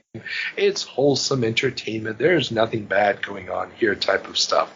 And, so that is the latest tool in this battle, because in a lot of communities, these laws are coming through at a very basic level, like, not school districts directly, but, townships and the American governmental structures are such that often you might think, oh, this is one big city. And in fact, it's like 10 little cities because the suburbs don't want to be annexed by the big city for tax reasons. And so you have all these little different administrative bodies that can suddenly start carving out exceptions everywhere. And you have to do a sort of advertisement rally to sort of convince people. Yeah. And it's almost impossible for larger organizations like Atari or the AMOA, which represents the operators, it's almost impossible for them to have eyes on all of the possible laws that are coming down the pipeline. But the local operators, the people who are putting the games in gas stations and quickie marts and things like this, they can find out that these laws are happening. And so this is why Atari is making this video available to them, so they have a professional piece of propaganda that they can try to use to dissuade the local representatives from passing these kind of laws. Okay. Yeah. Well, staying in the arcade, Pizza Time Theater fails to impress Wall Street. Nolan Bushnell's pizza parlor cum arcade cum robot entertainer venture has failed to catch fire on the stock market. Its share price remains virtually unmoved since its launch, and its earnings at a factor of 42 to valuation seems like an uncertain gamble to investors. Will it be a flash-in-the-pan fad, or does this rat have legs? So what's Pizza Time Theater? Pizza Time Theater, also known as Chuck E. Cheese. I heard of that one. Yeah. The official title was Pizza Time Theater. It is just the Chuck E. Cheese main character becomes more popular later, and they put his name up front. But it's Pizza Parlor. We've talked about it a few times on the show. It's Pizza Parlor that's actually attached to a giant arcade. The pizza's less interesting, but the idea was if you're waiting for the pizza, you're going to play some games. And they also had a bunch of animatronic animal characters that would sing songs. So you'd have one big room where people were sitting at these long benches, and every 20 minutes or something, there'd be this big show where this like 20-minute or 10, 15-minute, whatever length it was, show where the characters would sing and tell jokes and stuff. So it was for kids for all ages. Exactly. It was basically the anti-arcade in the sense that the arcade was usually something for teenagers and ne'er-do-wells, and instead this was, in the suburbs. It was for the whole family, and you could just sit down, the kids could run around, play some games, whatever, and you'd still get this show, and you'd eat some somewhat passable. It sounds like a nightmare for people without kids, but a dream for people with kids. I can see myself sitting there and just eating my pizza while the kids are running around. And as somebody who was a kid back then and whose parents had to take him there on multiple occasions, I can tell you that the only saving grace for my father was the fact that they also, in addition to the big room, had a couple of smaller rooms with individual animatronic characters. And one of them was this lion character dressed like Elvis, who sang covers of Elvis songs, and my dad's a huge Elvis fan. Okay. So we never got to sit in the big room.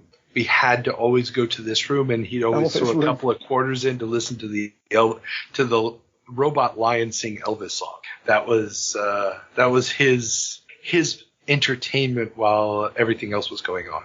And it still haunts you until this day.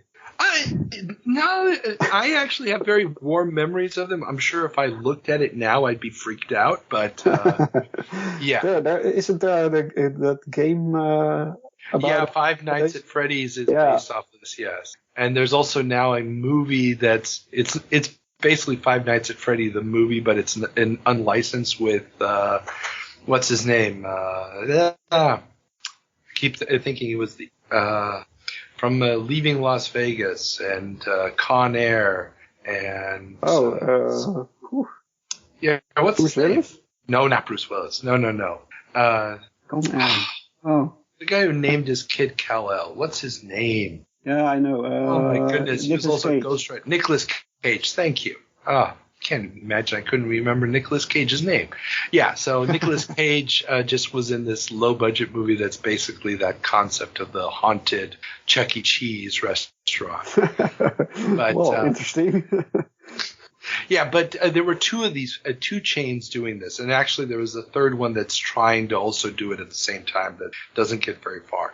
But it was a very, very big concept to have these family entertainment centers that were harnessing the power of the video game fad and the fact that most people couldn't afford to go to Disney World was a very big concept. But it did fail eventually, I think. It is going to fail, and that's going to be in large part due to the video game, the arcade game downturn. Now, you do have to remember we are in the year of the crash, and the video game arcade business is also going to experience a serious downturn for somewhat unrelated reasons. And Pizza Time Theater will be bought up by a rival that they've been suing. We've talked about that also in the last year.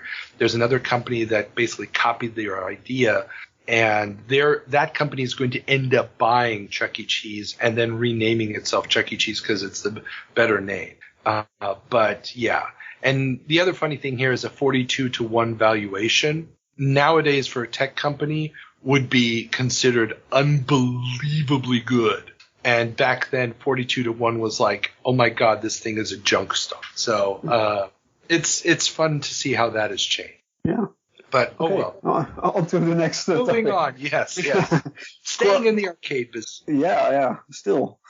Court rules that speed up and conversion kits are illegal. Judge Bernard Decker of the U.S. District Court of the Northern District of Illinois in Chicago has ruled in favor of Midway by declaring that Arctic International's Galaxian speed-up boards and Arctic's Pacman conversion kit for Pacman arcade boards were illegal violations of Midway's copyright in both their right to make copies of the game and to make derivative works based on the games. So why are they doing this? Well, okay, so, and here we have to understand the arcade business at the time. So when you buy an arcade cabinet as an arcade operator or as a coin-op operator, because it didn't have to be in an arcade, like I said, grocery stores and stuff all had arcade games back then. Or at Chuck E. Cheese. Or at Chuck E. Cheese, yes. So you have the machine. People are putting coins into the machine, and after a couple of months at best, the revenue from the machine starts to drop. They get bored. Because the regular visitors to that location have played it enough and now they've seen everything and blah, blah, blah. Now, these machines are extremely expensive and we're not really in the kit business yet. That is just starting to take off. So you have to buy the whole damn cabinet. You have to buy the monitor. You have to buy the wooden box and the controls and everything in one hit. It's a very, very expensive investment.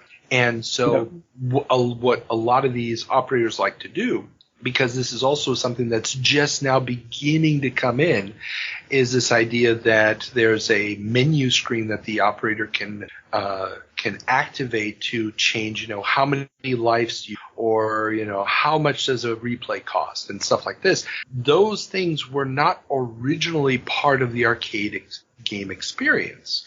The game came the way the game was. And so a lot of companies switches or something, right? Exactly. Those dip switches or accessing a special menu or whatever, that isn't standard yet in the business. And so a lot of these third-party companies were popping up, and what they were doing was releasing add-on boards. You could then, plug into the motherboard or wire into the motherboard in some way that would, maybe change the graphics on the loading screen, speed up the processor so that now the game runs faster so that people die quicker, it becomes more challenging, or change any other variety of items. And what was still unclear at this point in the law was how existing copyright law applied to software, because copyright traditionally only said that you were copying the implementation of an idea. So you couldn't copyright the idea of a vampire who sucks blood, but you could copyright the idea of a lawyer goes to foreign land to do a land deal so that the old lord there can move to a big city in another country. And it turns out the guy is a vampire and he's going to the city to suck everybody's blood. And the lawyer then has to team up with an old guy to kill the vampire. Okay. That idea. Well, and this is a key concept. The original movie Nosferatu, which was a silent German horror movie, that was one of and let's not talk about the 70s version with Klaus Kinski, but the original black and white one from back in the day, that was cause for a lawsuit from the Bram Stoker estate because it was Dracula. But see, they changed the names, they changed the city locations, but the beats of the story were so similar that they lost the case. Okay. But this is slightly different because you change the software. Well, here's the problem. If you're just looking at what the viewer sees every time you play the game, are you creating a new copyrighted concept? Right. So you have Pacman instead of Pacman, but it's no. the same. If let's say in Pacman, if you start the game going left and I start the game going right, are those two different works of art? Remember, you're changing what happens in the story. Right. Yeah. Okay. So if you can't copyright the idea of Dracula, but you can copyright the beats of the story, but the player is changing the beats of the story every time, You don't have something to copyright. You don't have a copyrightable thing. And this was a lot of the argumentation in the early days of video games was because of the interaction, existing copyright law did not protect video games. Okay. Now they could protect the code, but the problem was the code didn't necessarily have to be copied. You could just create a new program that just created the same effect, but you didn't actually just copy the code. And if you're making changes to the board, the question now is the operator still has to buy a Pacman cabinet. So the argument is, and this was the argument that Arctic was making in court, wait, we're not stealing any sales from Midway because the operator still has to buy a Pacman. You still have to buy a Pacman. All we're doing is allowing the owner of this machine to do what owners of things are allowed to do. You know, if I buy a pair of sneakers and I want to paint stuff on the side of the sneakers, Nike can't stop me from doing that because I bought the sneakers. I can modify them if I want to. If I buy a truck and I modify the truck, aren't I allowed to do that? But if you stick on another logo on your Nike shoes and sell them on your brand. But see, that's the thing. Is the operator selling the game? They're selling the experience. To somebody else. They're selling the experience. And this is where it comes down. And this is what the court is saying in this case. That the people playing the game don't know that it's not Pac-Man. They don't know that it's not the Pac-Man experience that Midway, or better said Namco actually, but Midway is the U.S. rights holder, wanted them to have. It's not the artistic vision. And that is the argument here that, number one, it violates, their ability to control this as a work of art. And second, it prevents Midway from making derivative works. Because remember, Miss Pac-Man just came out. And that's not from Midway. It is from Midway. Actually, I thought it was like a conversion board as well. It started out as a conversion board, and so then actually Midway they made hired those guys to make it into an official new game. Okay, but so it was actually a good thing for them, and now they made it illegal. But this is the thing. The guys who did Ms. Pac-Man had already gotten into legal trouble for doing Missile Command variations. Yeah. And so they had their new variation, their new add-on board for Pac-Man coming down the pipeline, and because they had basically lost on the Missile Command thing, they signed an agreement with Atari that they wouldn't release any more for anybody. Any more add-on boards. And so they take it to Midway, and Midway's like, you know what? This is great. Let's do it. And what Ms. Pac-Man does is it just basically speeds the game up, changes the maps. It's just an add-on board for Pac-Man, but it's also a derivative work, which means it's a new work, but it's based on the previous work. Right.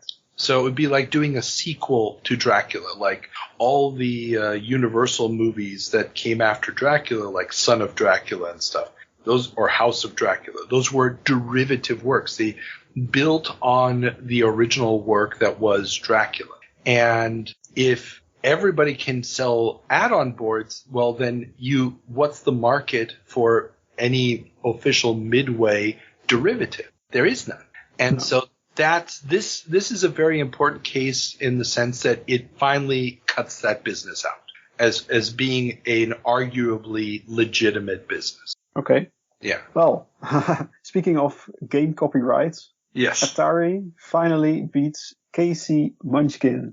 Yes, we reported back in our December 1981 jump that Atari had failed to convince a judge to stop sales of Philips' KCMunchkin for the Odyssey 2. Now, as a U.S. Court of Appeals panel in Chicago has overturned the trial court's decision, granted the injunction, and remanded the case back to the trial court for a trial. Judge George N. Lighton, the trial judge in the case, failed to convince the appeals court with his arguments about how Casey had personality unlike Pac-Man because he turned and smiled at you when you stopped moving him. amongst other differences he noticed. The appeals court said that the sights and sounds of the games were, quote, blatantly similar, end quote, especially in how the gobbler gobbles and dies. Ray Kassar of Atari said that this decision would have, quote, enormous implications, end quote, for future battles over game copyright. Well, did it? Oh, yes. Yeah. This case actually, it sort of creates this look and feel argument of, how to judge whether or not a game is copying too much, is too inspired by another game. And it's really this question of, are you creating confusion in the marketplace? Would a consumer not know the? But it's still subjective. Oh, of course. It's always going to be subjective. And this is the thing that people forget about the law. It's almost everything in the law is subjective. It's about what is considered reasonable. So would a reasonable consumer be like, yeah, I don't really need to buy Pacman because I can get KCMunchkin and it will give me the same feel, the same experience.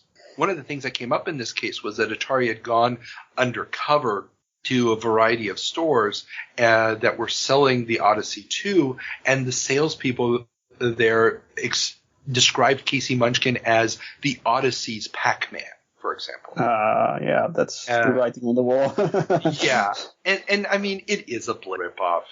Now, it is a very different game in many regards. I mean, you've got dots that jump around and move around. You've got walls that appear and disappear at different points. But the core mechanic of eat all the dots, avoid the ghosts, that they're clearly the ghosts, and if you get a power pellet, then you can eat the ghosts. It's just way too close. Yeah, but there's still a lot of same games, I think, which is still Pac-Man, but another coating on it, and yeah, they exist. Well, nowadays there's a lot more leeway in this, and this standard isn't going to last forever. There's going to be other games that are going to come about. We've talked here on the show before, this was almost 2 years ago now, when we talked about the International Karate case versus Karate Champ, and that's going to be a more definitive standard for the idea of how generic can an idea be going forward. And also, certain ideas are going to just simply become generic in gaming. So this is a case where, yeah, you can argue 1,000 ways from Sunday that this isn't going to work. And they had already gone after a whole mess of other people who had copied. We've talked about Sierra had their run-ins with Atari and won. But you also have For example, Lock and Chase of Data East, also released in 1981. Yeah, but again, just like Rally X is also, it's a maze chase game where you're picking stuff up. There's a lot of different variations on this. I mean, and this where we were just talking about Dig Dug in the Pit are also in their own ways maze chase games. And we're also going to see some games for the Atari 2600 like Aliens, which is arguably also very similar to Pac-Man. There's going to be a bunch of Pac-Man-esque games on the 2600, licensed products and so forth. So they're going to win this, but at a certain point it just becomes no longer interesting enough or worth the legal hassle to fight, if that makes sense. Right. Yeah. But this is going to be a standard that people are going to be coming back to for quite a few years. And this is an important case for that reason. Atari seems to have a lot of money to fight all these things. Oh yeah, and we've been talking about how their incomes have been going up, and there's a new wrinkle in that. Atari profits surge despite higher tax rate.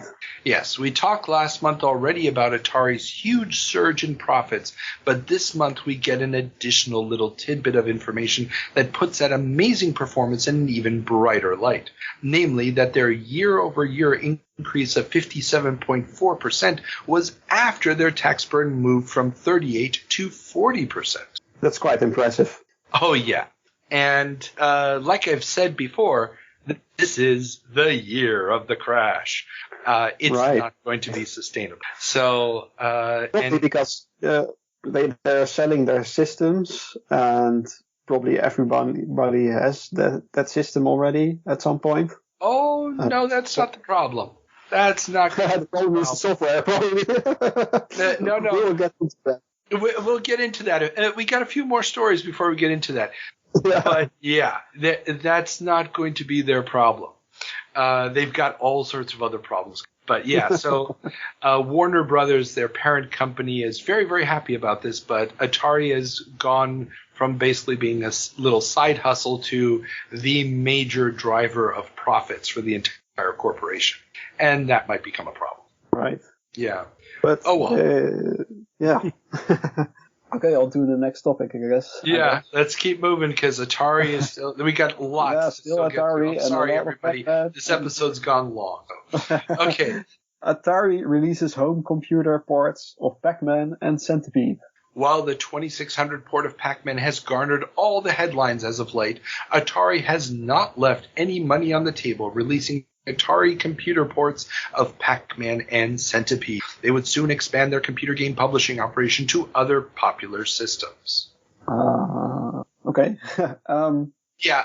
And this one was just interesting because we've been talking for the last couple of months about the 2600 version of Pac-Man, how it's going to become Atari's biggest seller for the 2600 period. And the fact that they're also releasing it for their home computer systems and going to also release it for other home computer systems. They're going to be doing the ports for the Apple, for the VIC-20, for the Commodore 64, et cetera, et cetera. And that is sort of indicative of the fact that even though they are a hardware manufacturer, they're still publishing on other systems. And the plethora of systems that are going to get this very desirable software in an official form is just sort of a weird sign of the times, if you will, that there are so many different platforms and that even though these are pennies in comparison with the 2600 sales, it's still going to be a decent revenue stream for Atari. Aren't people sick and tired of Pac-Man nowadays at that point? No. Pac-Man Fever is still going strong. The cartoon series hasn't even hit or just started hitting the air. Okay. And Ms. Pac-Man just hit the arcades, which is going to be huge. I mean, Ms. Pac-Man is... it's arguably the better version. It's definitely the better version of the game. Obviously, it's the next evolution of it, but that's going to be huge. Then you're going to get Pac-Land in a year or two, which is going to be largely based on the TV show. We're going to get Pac-Mania in the arcades, I think, by 87, 88. Oh, wow. That's long. That's 5 years from now. But you're going to get Pac-Land in between. So every couple of years, you're going to get another Pac-Man game. It's never going to really go away. Pac-Man is huge. Yeah. I've never seen the appeal, honestly, but maybe I'm too young for that. You're too young. I mean, it's the idea of Pac-Man in an arcade. And this is, again, another thing where the arcade is very much like the casual game market today. I've never been. Yeah, I've been to an arcade maybe a year ago, but not back in the day. So. And that's the thing. It's this whole idea of you're in this social environment, lots of noise, people hanging out and stuff, and you're just popping in a quarter to try to rack up some points and, maybe get a high score or something. It is a very different way of experiencing games from what we think of nowadays with, I got to play through this game and all the levels and stuff and get through the story or whatever else. That's like the arcade is part of the experience. The arcade is there's the game itself is something in the arcade, but the arcade is the thing you go to. And also you have to remember that, and it's a really good contrast to look at the Atari 2600 port of Pac-Man and what the arcade game looks like. The arcade was always like 2 generations ahead of anything you could get in the home. Right, yeah. So you went to the arcade to see something that was just mind-bogglingly technologically advanced. which when you think about Pac-Man today, you're like, how could that be? No. Pac-Man, when it came out, the idea of the little eyes on the ghost moving around and stuff, and was photorealistic. It's not photorealistic, but it was one of the first times when you had characters on the screen that felt like characters with personality. Yeah, I can see that.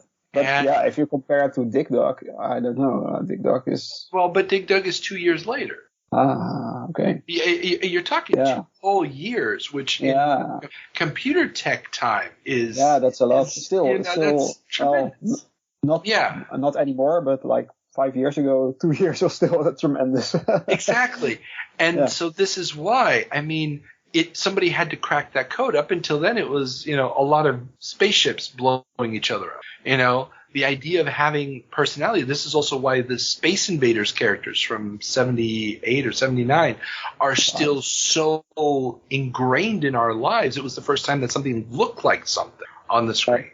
And so this is why it's hard to overstate the impact at that time, that cultural moment. Also, it was one of the first games where it was easy for everybody to get into. No button. It was immediately understandable. And the idea of comparing high scores or which level did you get to identified through which fruit showed up. I remember having an argument with a friend of mine. We were probably 7, 8 years old. It was, like, well, no, the cherry comes after the strawberry. No, the strawberry comes after the cherry and stuff like this. It was kind of like this thing. You just knew what order all the bonuses came in. And, did you finally get to the pretzel? This was just like the cultural identifiers were so easy and visual in a way that previous games where you were talking about actual scores, numbers, didn't have the same impact. And again, it sounds weird, but the idea of the video game using visuals to communicate with the audience as opposed to some kind of text or number system was very, very innovative and very, very Japanese. Right. Okay. Well. Sorry. Okay. I can get very philosophical about this. Okay, let's move on. But it's good to hear. It's like because I never experienced it. It's like hard to imagine what it was like, sort of. Yeah. Because I can go to an arcade now, but it's like really anonymous place with just a bunch of video games I know and I can play them, but it's not like a community or something. It's not an experience which translates outside of the arcade. When I'm outside of that arcade, then the experience is over. But I can see it's like more like a lifestyle or something, the arcade back in the day, that you also talked about it at home and stuff like that. That's I think the difference. Yeah, definitely. And it's really it's like a lost society. It's a societal bonding experience that is no longer there. Like you'd go to the supermarket, and while your mom's doing the shopping, you throw some quarters into an old beat up Double Dragon unit, and some random other kid comes in and starts playing, and then you just start talking with one another, and then you're cooperating to kill the guys on the screen together with this random stranger that you just met. Well, sounds like fun. We should make that a thing again. Dude, the fact that we don't have it makes me so sad for this generation of poor. I mean, the closest thing you get nowadays is the Pokemon Go players, who show up at different locations and, they're not even cooperatively. Well, they do cooperatively beat like a boss, where everybody's attacking the boss at the same time. That's the closest to the arcade that you're going to get nowadays. Yeah, physically, but maybe if you talk like an MMO or something, you're still meeting up with people digitally, but still. You're doing it digitally, but it's not in the same location. It's not like afterwards you're like, hey man, that was cool. Yeah, hey, you want to go hang out at my place? Sure. You don't have that immediacy of meeting people in your own in your own area through the connection of video games. Right. Yeah. In the same way. But now I think with the internet, it's all gone. Experiences like that, like the physical experiences, are hard and like I said, nowadays. And like I said, Pokemon Go is the closest thing to, and Pokemon Go like games. I mean, my wife plays it a lot, so I got sucked into it for a while. And so you met a lot of people playing it? I met a ton of people playing it. You know, you'd have these, like they've got their big, yearly events and stuff where, you'd have these sort of little miniature hordes of people would build, moving from one major location in town to the other. Most of them, never talk to one another. They just stare at their phones. But occasionally you get into conversations with people as you're walking from one place to the next. And there'd be some giant monster and everybody's, fighting the monster together and stuff. It had a bit of that feel. It was the closest I've had to that in decades. Cool. Yeah. And I've never seen Pokemon Go like that. But yeah, nice. Yeah, no, it's fun that way. But okay, let's continue because we have a lot of stories to go. Yeah. Atari 5200 won't be backward compatible. Much to the chagrin of many a parent, Atari has announced that their new super system, the Atari 5200, won't be backward compatible with the existing library of VCS titles. Yeah, I can see this is a problem. Yeah.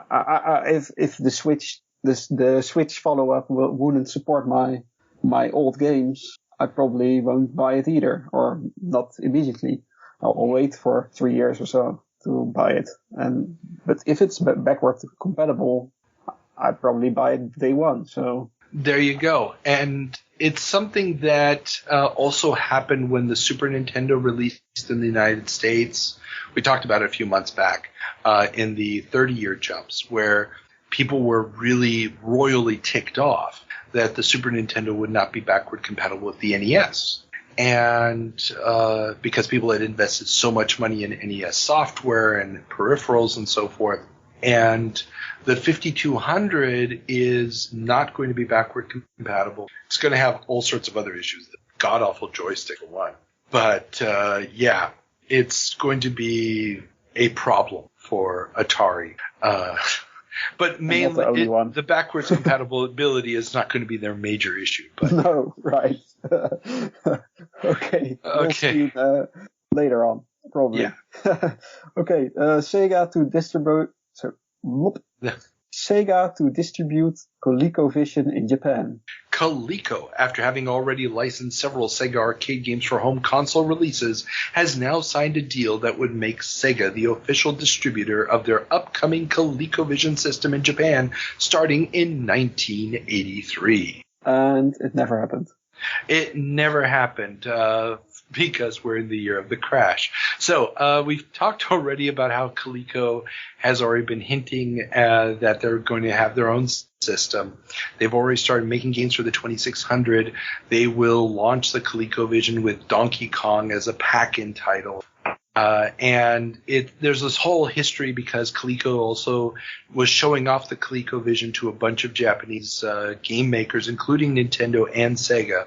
And there's strong indication that this is one of the things that inspires Nintendo to make the Famicom, is the fact that they see what the ColecoVision can do. And Sega is not going to be distributing the ColecoVision because by 1983, Coleco is, kind of fire selling the system. There's the famous ad where if you bought a Cabbage Patch doll, you got a ColecoVision basically for free. Wow. Or the other way around, you bought a ColecoVision, you got the Cabbage Patch doll for free. But it was just an issue of they needed to get rid of this thing. And yeah. And Sega is going to release their first console, the SG-1000, in 1983. And from a technical standpoint, the SG-1000 is super, super similar to the ColecoVision. So it's going to be using a Z80 processor. It's going to be using, I think it uses the same or a slight variation of the same graphics chip from TI. It's a very, very similar system. I think if you download the emulator nowadays for the SG-1000, you can also play ColecoVision games on it and the other way around. It's like the same emulator. So, yeah, it's probably the same. And Japan didn't have the crash, I think. Well, Japan doesn't really have a console market at this point because the 2600 never takes off. Okay, so the Sega was one of the first things they had, the SG-1000. The SG-1000 and the Nintendo Entertainment System come out, I want to say, like the same day or a day or two apart. Oh. Okay. So the Famicom, I say, not the end. But so both of those systems release almost simultaneously, or if not simultaneously. And the Famicom clearly won from that. The Famicom is going to be the bigger success of the two, and the SG-1000. Yeah, but it's also a lot better hardware, I think. Well, yes and no. There's some differences between them, but yeah, the way that the Famicom is set up hardware-wise is going to be a little bit more versatile than the SG-1000. And so, yeah, the Famicom is going to be the better system. And this is why they're also going to upgrade the SG-1000. That's where we get the Master System from. So they got the Mark I, Mark II, Mark III, and so on and so forth. That's a whole history we'll be getting into as time goes on. But, yeah, so this is where the Japanese console, the future console makers are going to become console. And then Coleco is basically going to be launching that idea for them. The MSX is also the MSX computer standard is also almost identical to these specs. Okay. Just with more memory. I don't know if is this a new topic, a count up to the crash? Is that also, yes. Okay. So we've been talking about the crash. And we saw how in 1980 there are no third-party game makers. And for Christmas of 81, there was only one third-party game maker. That was Activision, releasing games on the 2600. We already saw before the year ended, 81 ended, iMagic had already announced that they were going to be jumping in. They just didn't have the games released yet. And pretty much every month we've been talking about more and more companies.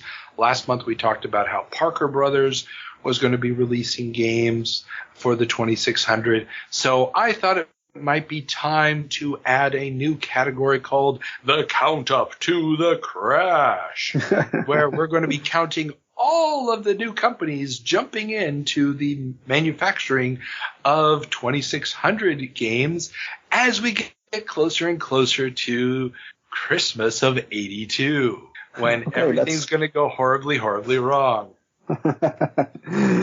Exciting. Yes. So let's start with the first one. CBS gets into games. Television giant CBS Incorporated, through its Gabriel Industries unit, will be getting into the console game business. It plans to have at least 4 games for the Atari VCS ready to go by the end of the year. CBS also announced the purchase of Rubik's Cube maker Ideal Toys, and while Ideal has been making a fortune off of the Cube, it has a spotty track record of profitability, but CBS believes that they can leverage Ideal's existing European toy distribution channels to get in on the ground floor of video games in Europe, a market where Atari has just begun marketing the year before. So their idea is that toy makers of the Rubik Cube can make games? Well, no. They're going to be making the games themselves. They're going to have this label called Crazy, K-R-A-Z-Y, and they're going to be making games for the 2600, but they need a distribution channel for those games. So it's okay. And so in Europe, the Atari VCS has only just now started to really penetrate the market. And Philips has a little bit of a head start because they've been doing the European version of the Odyssey 2 for a while already. And they think, okay, Europe is the next market we want to get into. If we have an existing distribution channel in Europe, we might be able to get there faster than people like Activision and iMagic and all these startups.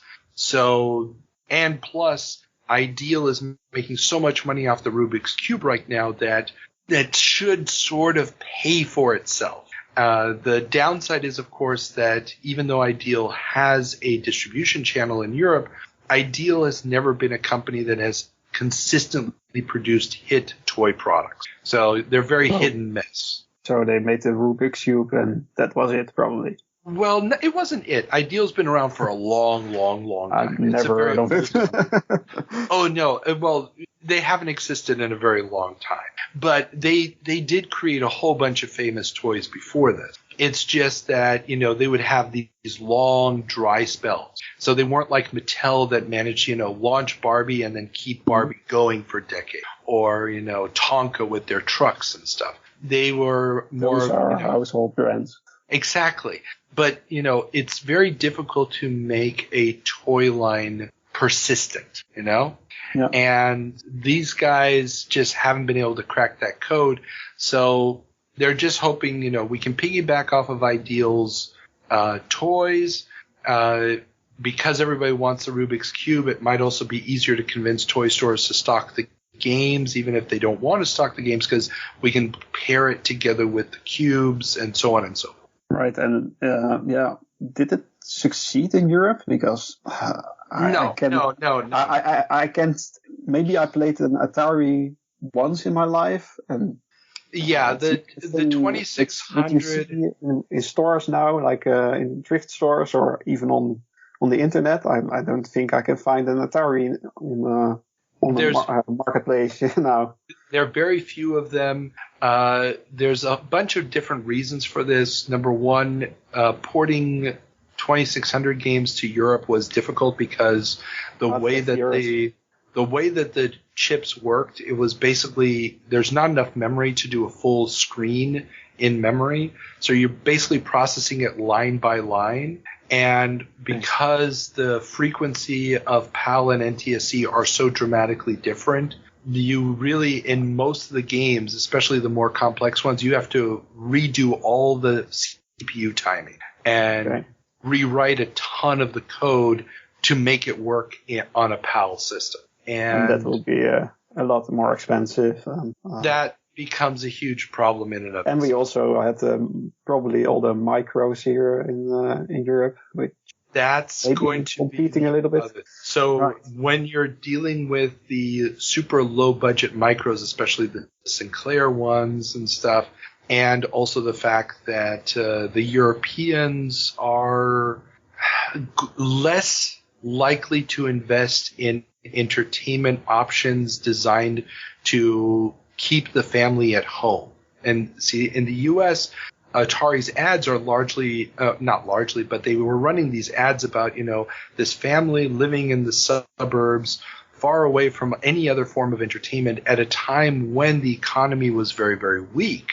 Because we are talking about very weak economy in the U.S. at this point. The idea of we buy this device once and we don't have to go out to eat. We can just stay home and play is hugely attractive. And also the distances are probably farther, so it's it's a really undertaking to go somewhere with from the suburbs to somewhere interesting.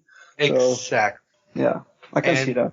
Yeah, and that's how they're selling it. And it's for full family. Whereas in Europe, if you're living in the city and stuff, walk down the street to the bar or whatever, you don't have the same need for it. And if you are going to have a computer at home as well as a game console, which in the States is going to become more and more popular, especially after the crash, you're going to choose one or the other because you probably only have one TV in the house as it is. I just wanted to one quick note now on the company. So they're going to have a line of games for the 2600, but the crazy line of games, so the CBS entertainment software, is going to continue until 1985, mainly doing computer licensed edutainment titles using Sesame Street and Dr. Seuss licenses, amongst others. So they will morph and change and keep going, but the 2600 thing, it's going to be a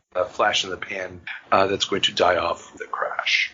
Okay, another company who goes into the video games, an unexpected one. Quaker Oats gets into games too. Oh yes, Quaker Oats, makers of oatmeal, is also making the jump into games. They are already a presence in children's toys and they have acquired the video game assets of US Games. They hope to launch various products already published by US Games as well as developing further titles. So, is this just a strange side hustle of them, or is this something to promote their brand? No, now, promote their brand, yeah. So, Quaker Oats is already in a bunch of different things. And we've talked about this previously on other episodes, but this is still the era of the conglomerate. So this is an idea that starts in the 60s, gets really, really popular in the 70s. Then the idea was that when economic downturns happen, they typically affect certain branches of the economy equally. So big companies started buying up very, very diverse companies and bringing them under one conglomerate, so under one corporate umbrella, so that in case one area started going bad, they'd have the revenues from another area to prop them up. Okay, so but it's strange that they're still called Quaker Oats. Maybe they should have, because that was still the primary breadwinner. That's what people knew. And the thing, though, is that these conglomerates are about to become very unpopular by the mid-'80s due to the fact that, the management of the original company has no idea what the new companies even do or how they work. And so it can be very complicated. Exactly. The key word is the synergies.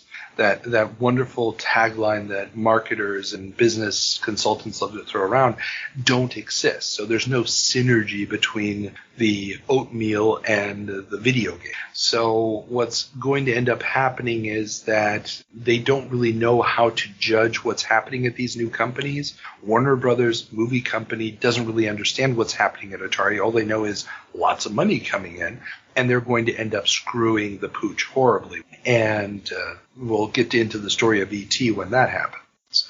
But the idea here is everybody wants to get a piece of this. It seems like a good revenue stream to diversify the company.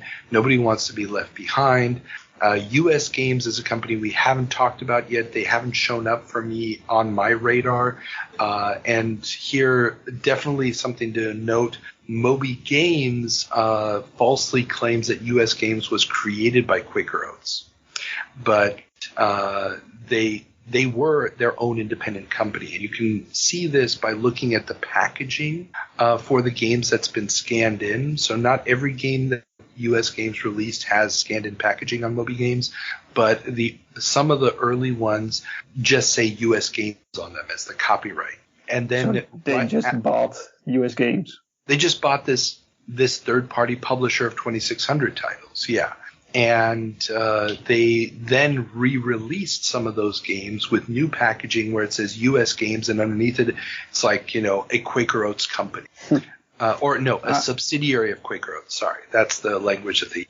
I'm a bit disappointed there is not a Quaker Oats game now. Quaker Oats Man something. Actually, not Quaker Oats Man, and I'm trying to remember, I'd have to look it up now, the Kool-Aid game, if that was a Quaker Oats property or not. Or and this Chex Quest. That's a different brand altogether. I don't know. It's cereals. I'm not a cereal guy. Yeah, no. That's General Mills. General Mills. But and there is a Chex game. There is a Chex game later on, but that's that weird first-person shooter. Yeah, Chex Quest. Okay. No, the Kool-Aid Man game is actually released by Mattel under their M Networks. Okay, maybe let's continue with our next story. Definitely. Flat panels are coming our way. A variety of manufacturers are jumping on the flat panel bandwagon with three main technologies: gas discharge, vacuum fluorescent, and liquid crystal. Because liquid crystal is still the most expensive of the options, gas discharge seems to be the best contender to take on the still cheaper to produce CRT. The beginning of the end. Yeah, in many ways. I mean, obviously we know liquid crystal is what becomes the de facto system. That's where LCD stands for, right? Yeah, exactly. Liquid crystal display. Yeah. So liquid crystal at this point is still the most expensive. I think, and I'm not completely down on all the tech, but my understanding is the other two options require a lot more equipment. Liquid crystal, while more expensive to produce at this point, is the one that you can make a super, super thin sheet out of it. And it's especially when you move into things like watches, the Game Boy screens and stuff like this, the fact that liquid crystal just is so part non-intensive and doesn't generate heat and all this other stuff, once the price comes down, it's going to be the more practical solution and therefore win. So the gas discharge system isn't thin? I don't think so. I think that it actually generated heat, but again, now I'm leaning out way, way too far into areas that I do not know enough about. Okay. So I'm actually curious if this is used a lot, because I never heard of it. Yeah, there were these screens that were using it before. I guess probably the refresh rate probably blew. But, I mean, yeah, I don't know enough about the tech. I just thought it was funny that they were like, oh, man, yeah, the gas discharge, that's the better technology. Liquid crystal, it's just too expensive. It's never going to catch on. But it is interesting to see that already in 82, there's a serious discussion going on about the fact that we do need to move to flat panels, that the CRT is not going to be a forever technology. We will see that in our next story. Yes. Sinclair announces flat screen computer and electric car. Sinclair, flush on the growing market for the ZX81, has announced that ICL, the British computer giant, will be producing standalone computers using Sinclair's flat-screen CRT technology and Sinclair Basic. They are also apparently working on a portable computer, and they have also revealed that they are working on a short-distance electric vehicle. So a flat-screen CRT. Yeah, this is this really weird. Sinclair was known for trying to, what Nintendo does so well, the lateral thinking with age technology, withered technology. Find new ways to make old rundown tech work. Sinclair was very much of the opinion you don't need new technology, just use existing stuff and sort of finagle it. And he had created this little portable television set that was still a CRT, but I don't know if it was using a mirror or what it was doing, but instead of having the tube go straight back from the screen, it had the tube on the side and was projecting the screen sideways. So it really wasn't a flat screen. It just, all the parts that would have gone backwards were on the side. Okay, and so it looked flatter, but it was just wider. Well, it wasn't flat in the sense that the screen was flat. Like we would think of a flat screen today as like this really thin thing. It was just, it didn't stick backwards. It sort of was the screen with a long piece of tech on the side of it, hanging off the side of it, because that's where you had all the CRT parts. Yeah, I mean, it was a terrible idea. It didn't really sell well, but he's trying to sell this idea for the use with big computer terminals, so that you wouldn't have to have, a lot of distance between the wall and where the screen is. You could have that distance off on the side, apparently. Yeah. Yeah.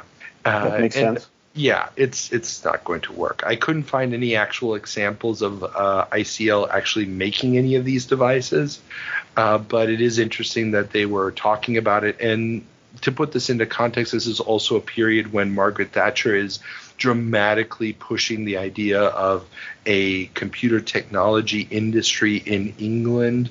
And so it makes sense that these British companies are sort of helping each other, and that they would try to build a machine using Sinclair Basic as opposed to licensing maybe Microsoft Basic, which would have been more common on an international scale. And, of course, this announcement comes together with, Sinclair's very ill-fated attempt at an electric vehicle, which we will definitely be talking about more in the future. But this was the first time I saw mention of it, so I was like, okay, I got to throw that in.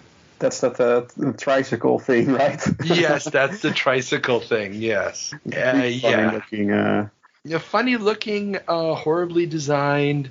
Very dangerous. Very, very dangerous. So you are basically, your head is at the same height as the bumper of a truck.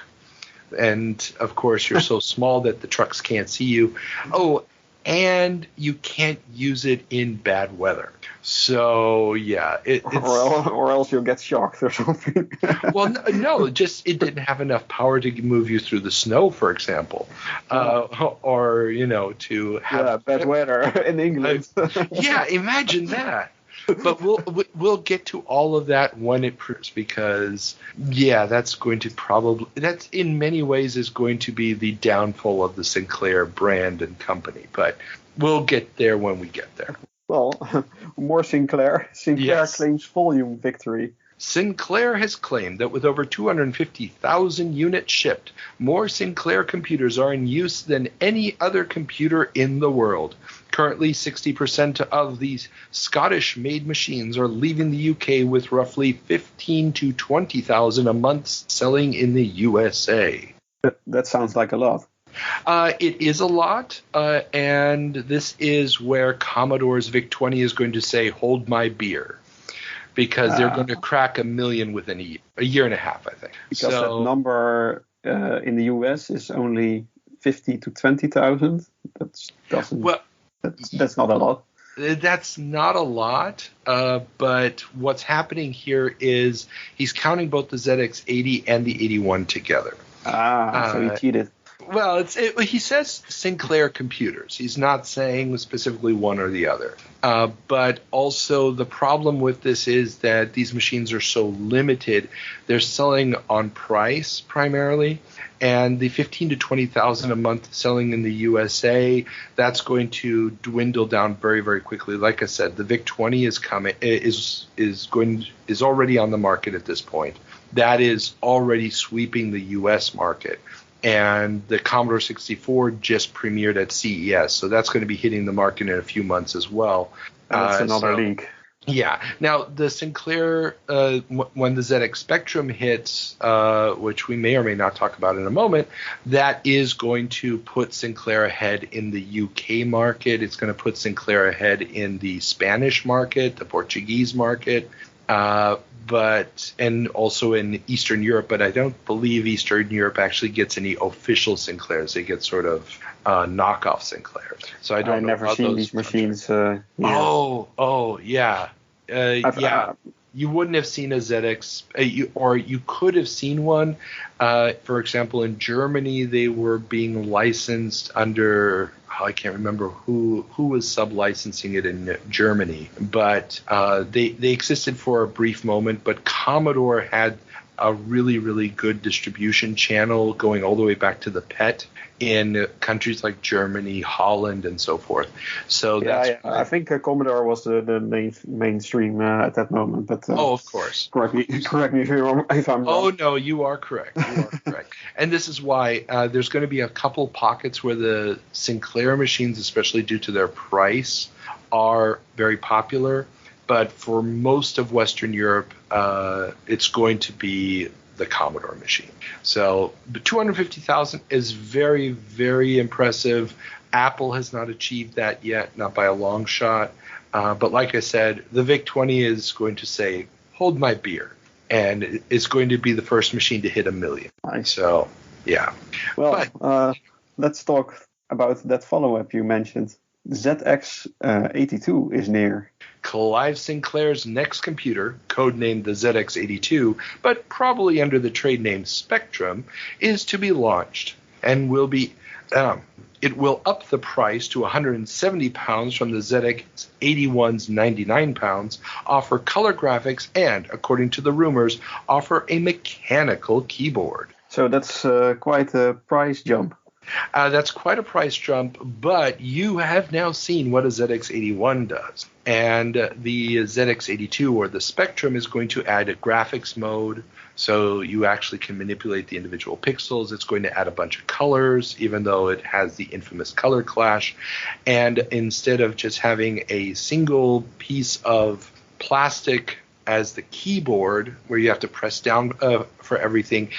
It's not going to have a mechanical keyboard. They are not going to achieve that, but they will have the infamous chiclet keyboard. So you will actually be able to sort of press down on individual keys. So it's less like a toy. Less is the right word. I mean, it's still going to be a very tiny machine in comparison with, for example, the VIC-20 actually feels like a keyboard. It's got mechanical key stuff with springs and everything else. This is still going to feel typical Sinclair, sort of seat of your pants, make it as cheap as you can type of philosophy. But it is going to be a very, very competent machine for what it is, and it's going to give us some amazing games. And it's also going to launch the careers of basically everybody who becomes anybody in the video game industry in England for the next 15 to 20 years.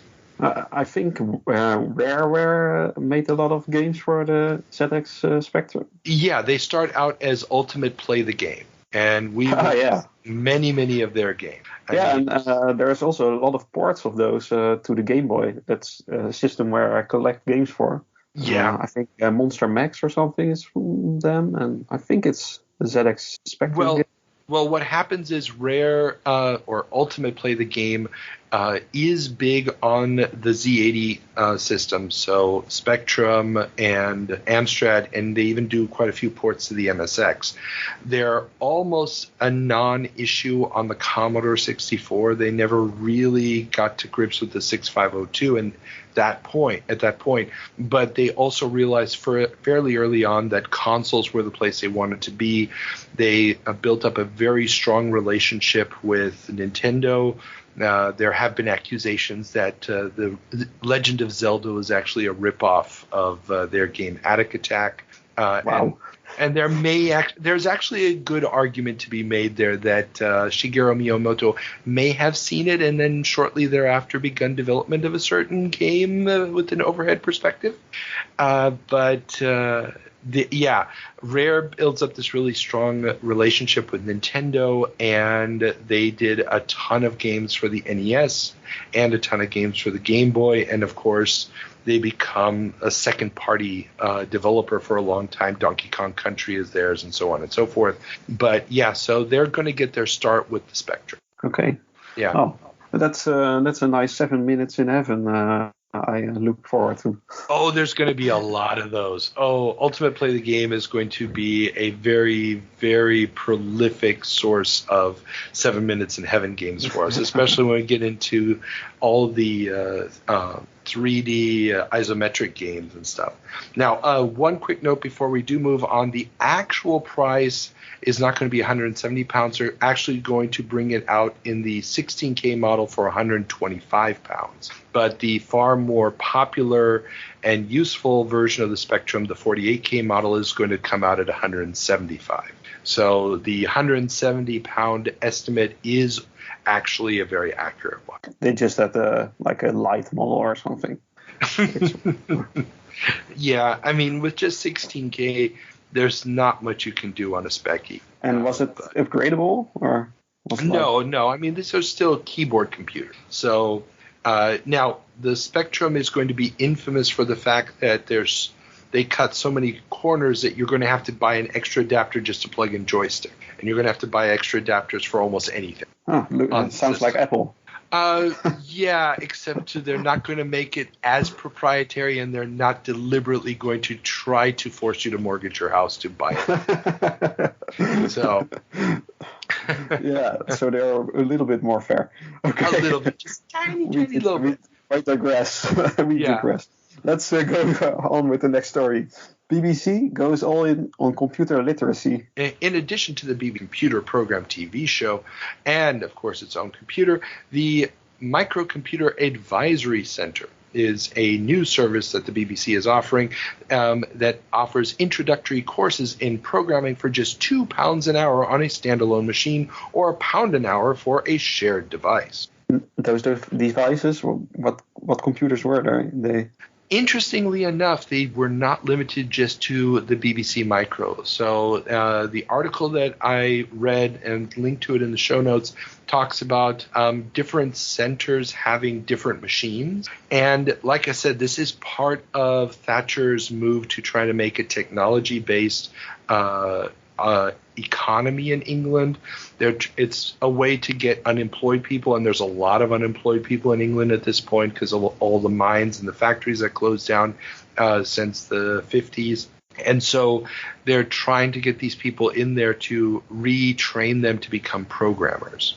Which is actually kind of a great idea, I think. It's a brilliant idea, and it's something that probably could have and should have worked even better than it did. But when you consider the role England ends up playing in the computer industry, first with machines like the Amstrad and the ZX Spectrum, all of the big the development houses that come out of England, like or publishers, Ocean and Gremlin Graphics and Psygnosis and so forth, it is partially this legacy, this push for computer literacy in the early 80s that enables that. When you consider that England is not the most populous nation in Europe, I mean, you have Germany, you've got France, where there is a lot going on in the computer field, but it's not nearly as prolific. And all those games you mentioned, all those studios, that's like literally my youth. Exactly. So, yeah. Exactly. I mean, you can name, of course, a handful of French companies, and those survived. I mean, you've got your Ubisofts and you have your nowadays Atari, but it was Infogrames. These guys were huge, and they gobbled up things like Ocean and Gremlin Graphics later on. And so from a business standpoint, they persevered, they survived better, they adapted quicker. They also got lucky with a very specific version of the dot-com bubble that was going on at that time in France, where software companies were suddenly the hot stock. Germany had media companies, so television and movie companies were the hot stocks. England, I don't think, had the same experience, and so you didn't get this extra cash injection into those companies.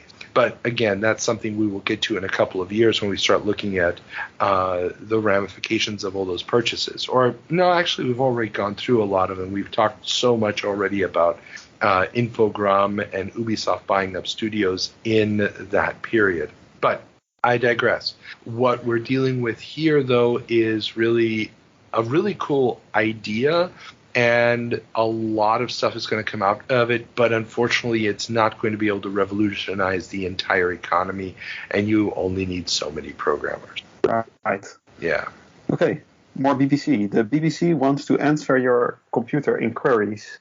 While the BBC's The Computer Program TV show and BBC Microcomputer are the most visible efforts of the broadcaster to increase computer literacy, their larger BBC Computer Literacy project also includes the BBC Computer Referral Service that answers questions sent to it by mail about computer problems and refers people to volunteers and businesses willing to help provide guidance and access to micros.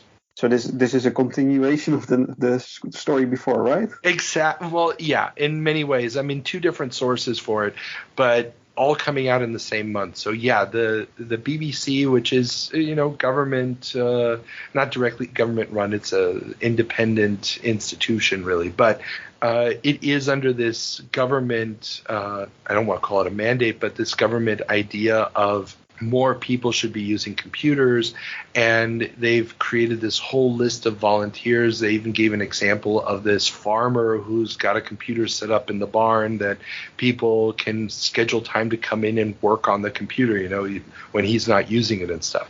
So it really is, they're trying everything to get people access to these machines.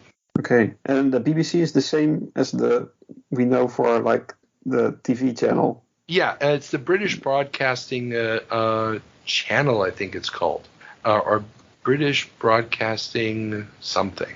But yeah, so it starts out as radio way back in the day, turn of the century type thing, and then obviously expands with television stations, and Doctor Who and all that stuff.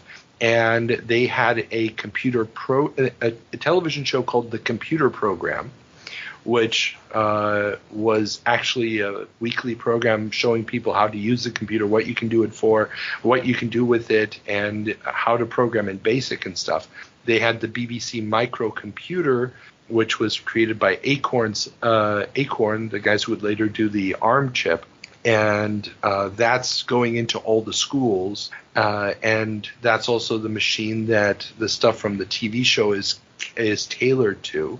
And now they also have this service where you can send in your questions about computers, and they'll send you an answer or tell you where to go to get an answer. Would be interesting to look back at those TV shows. Oh, those are all, or a huge chunk of them are on YouTube and stuff. You can go back and rewatch it. It's actually really cool. And you can also see some reenactments of the stuff in the TV movie, what is it called? Computer Men, or Micromen, sorry, Micromen. Have you seen that? No. Oh, dude, no. This is a prerequisite. There's two movies you should, and obviously there's always going to be some inaccuracies whenever you're doing this kind of dramatization. But there's two movies you really should see to understand sort of this period. One is Micromen, which is the battle between Sinclair and Acorn for the 8-bit microcomputer market in England. Highly recommend it. And the other one is Pirates of Silicon Valley, which is the battle between Apple and Microsoft for the home computer market, for the PC. I've seen that one. Yeah. Yeah. The fight about the mouse and the exactly. UI and yeah. That's an excellent one, but you really need to watch Micromen. You can find it on YouTube. And it's an excellent not documentary, but a dramatization of this period. I'll watch it tonight. As you should. My goodness. I brought in somebody to co-host this show who hasn't seen Micromen. I tell you, I have lost my senses. Okay. Okay, next story. Let's keep moving on. Hyperlink Gaming comes to UK TVs. This month's Computer and Video Games has a fun article about Prestel Games. Prestel is a British telecom service that allows for the transmission of single pages of text data to be transferred from a central computer to a person's TV set. Additional pages can be accessed by entering numbers on a keypad. This system has been used by many game developers to create a primitive form of hyperlink-based gaming, combining primitive character set graphics and option tree. Nice, so it is like an MMO. Probably with less grinding. So what it would be is you read this text, it's like you are in a cave. You can go north, and then it would have a number. So if you wanted to go north, you type in 62395. Or you can go south. That would be 62394, and so on and so forth. And so each one of those actions, you would then type in the number that you wanted, and that would take you to a different page of text. And so they would build games based around that. Obviously, though, the limitations of this is you have no memory to hold inventory, or if you do want to use inventory, now you have to have different versions of the same location for different inventory statuses and so forth. So it gets really, really complicated really fast. It sounds a bit like teletext. Do you know that? It is teletext. It is teletext. Yeah, basically it's teletext. Just this is the name of this proprietary version of it. Ah, okay. Yeah. So I don't know if we did have this in the Netherlands, because that would be cool. Like, it would be cool. Yeah. Just play a little game on your TV without buying something. And that's the thing. It's you're pulling it up. It's coming on there. So for a lot of people who haven't seen a console yet or haven't bought a console yet and don't have a computer, this is like one of the first interactive functions you can have on a TV. And it was free, or did you have to pay for it? I don't know. It's coming through British Telecom, so it's not coming through the broadcast. Okay. So this is still something that you're pulling up from through a database. So it's like teletext, but you have this extra keypad that you have to put the numbers in and stuff. So I don't know all the technical specifications on it, unfortunately, but yeah, the fact that you can access it, I don't know if you have to pay for each one that you pull up. Probably not, but Who knows? They didn't mention payments. In France, they had like a precursor to the internet. It was also a bit like this, and you also had like a keypad, and because of that, it was really popular in France. Yeah, and I think the internet. They jumped into the internet way later because of that, because everyone had such a device in their house to basically have a sort of really basic internet. Well, and with that one was more complex because the French system was an actual little dumb terminal connected to a server, and you could send emails, and you could actually do things like, book travel and do online banking. So you could actually, it wasn't just pulling individual pieces of data. You could actually send more than just the request for the next page. You could actually upload stuff, and the servers were more complex, so they could actually, store variables for you, like, whose account number are we talking about, and things like that. So that's more like an in-between of teletext and the internet like we know it now. Exactly, but it wasn't even teletext because it didn't rely on your TV set. It was a standalone device with its own monitor. Well, that will take a while before that is there, probably. Actually, that may already. I think that's already out in France at this point. I believe we've even talked about it on the show before. Oh, wow. Yeah, I'm that's not paying already attention. running. Yeah, no, we've already talked about that on the show already. Oh, nice. That is already running. Oh, wow. And it's going to run for a long, long time. But you are correct. It is one of the reasons why internet proper took longer to take off in France, because so many of those functions were already being done by something else. Right. Yeah. Okay. Let's continue with our next story.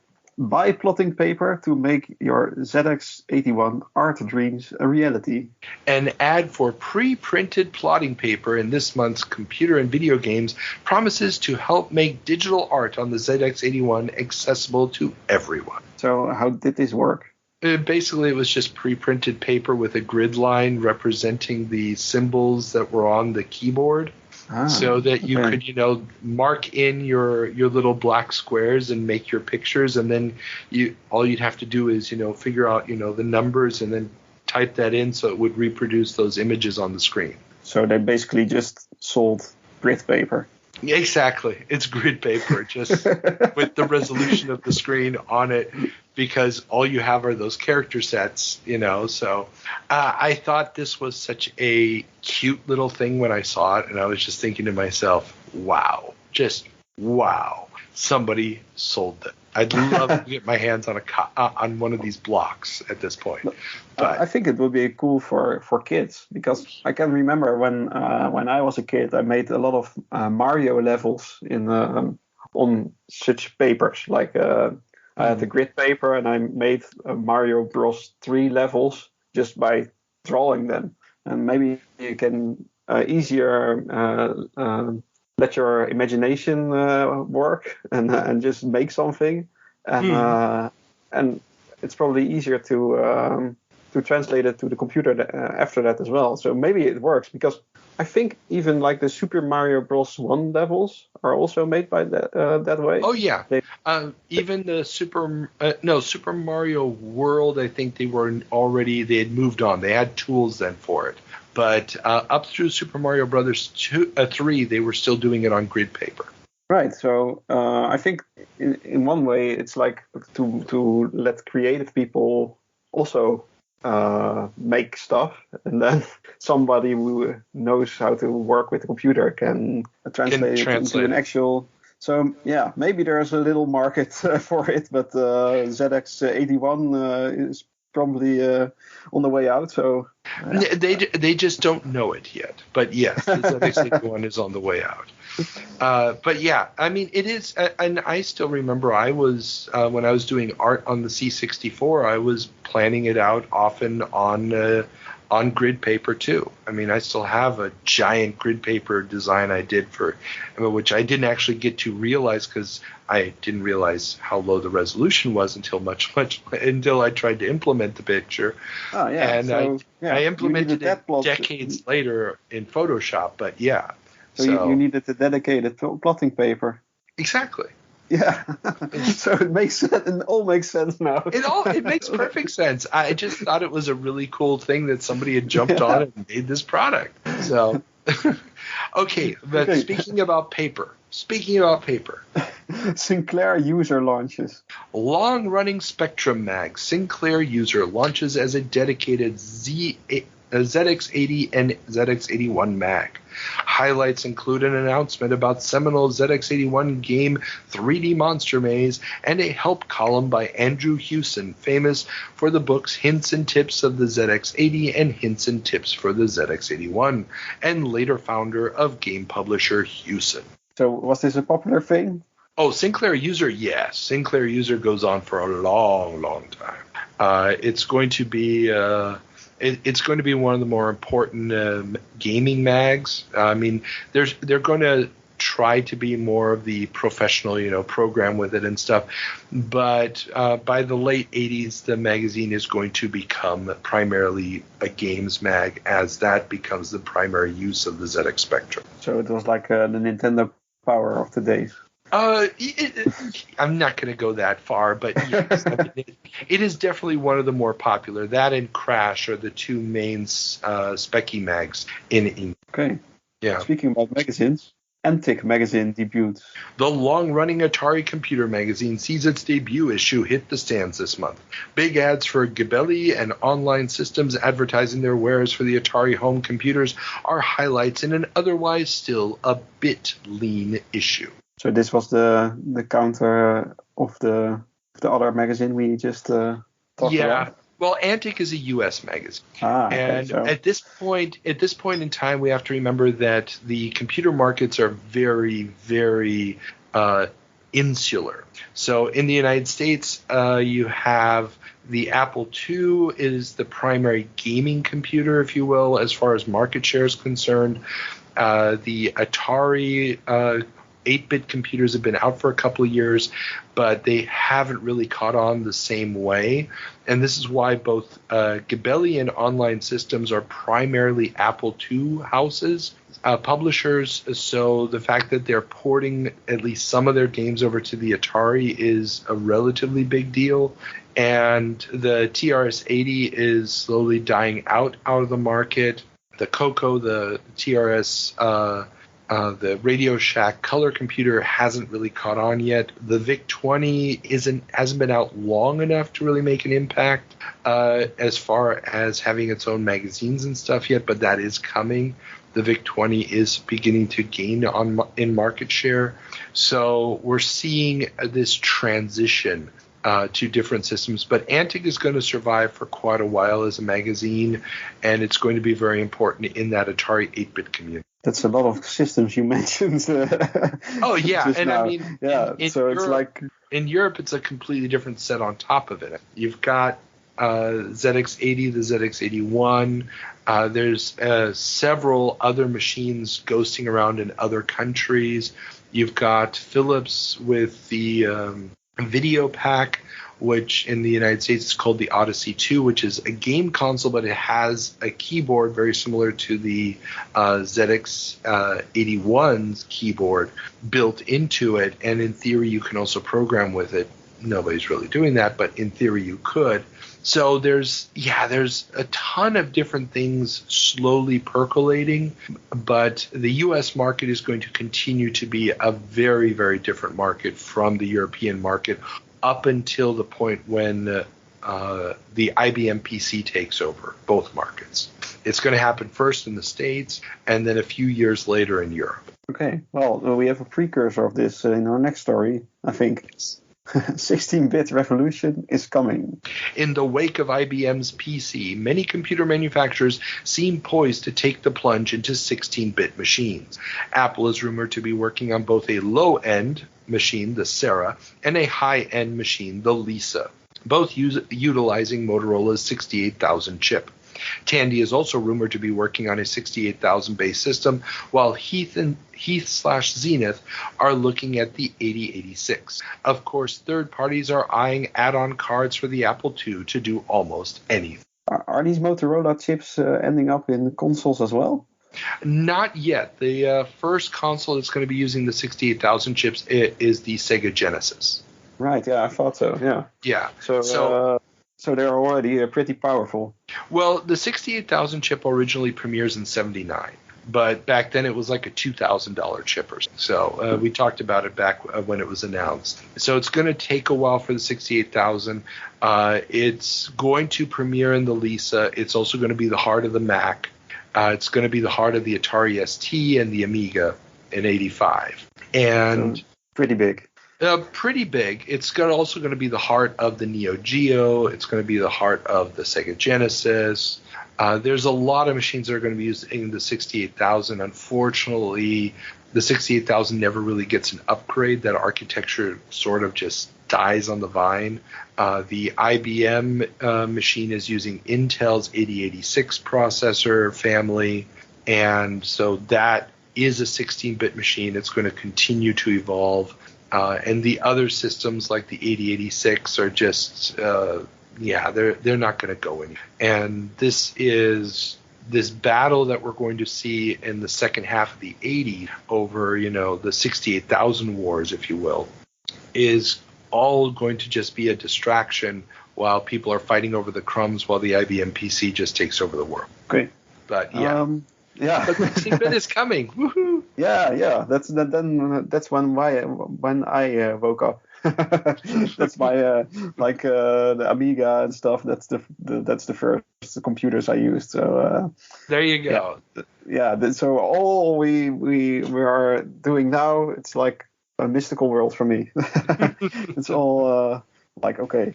And I know about it, but. Yeah, and see, this is the fun little evolution of it. It's because at this point nobody really knows if the Intel architecture is going to go someplace because there aren't any IBM clones yet. It's still just the PC. And one of the things that is going to start to make that clone architecture interesting is going to be the fact that just like Microsoft had already released and did very good business with their Z80 card for the Apple II.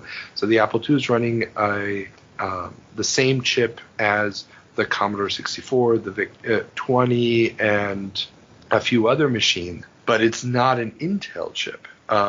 It is the MOS technology chip. And so in order to run things that run on the Z80 processor, you could buy this extra card that added a second CPU to the Apple II, and now you could run stuff that was natively Z80 processor. Well, they're thinking maybe we can create, an add-on card for the Intel chip. Put that in your Apple II, and then you'll be able to run MS-DOS programs on an Apple II. And things like this, these are the ideas that are going through people's heads at this point. And that it's not an open architecture on the IBM PC, but it's using enough off-the-shelf parts that the clone business will happen relatively quickly. And once that floodgate opens, the idea of the closed architectures of an Atari ST or an Amiga becomes more or less a dead end, unless you have a fanatical fan base like with Mac. Right, yeah. So, and then you see, what's left now. It's like exactly. PC or Mac, and that's, So, okay. That's speaking a preview. Of that stuff. I hate to break it to everybody. Spoiler alert. Okay. Video disc gaming, not that yet.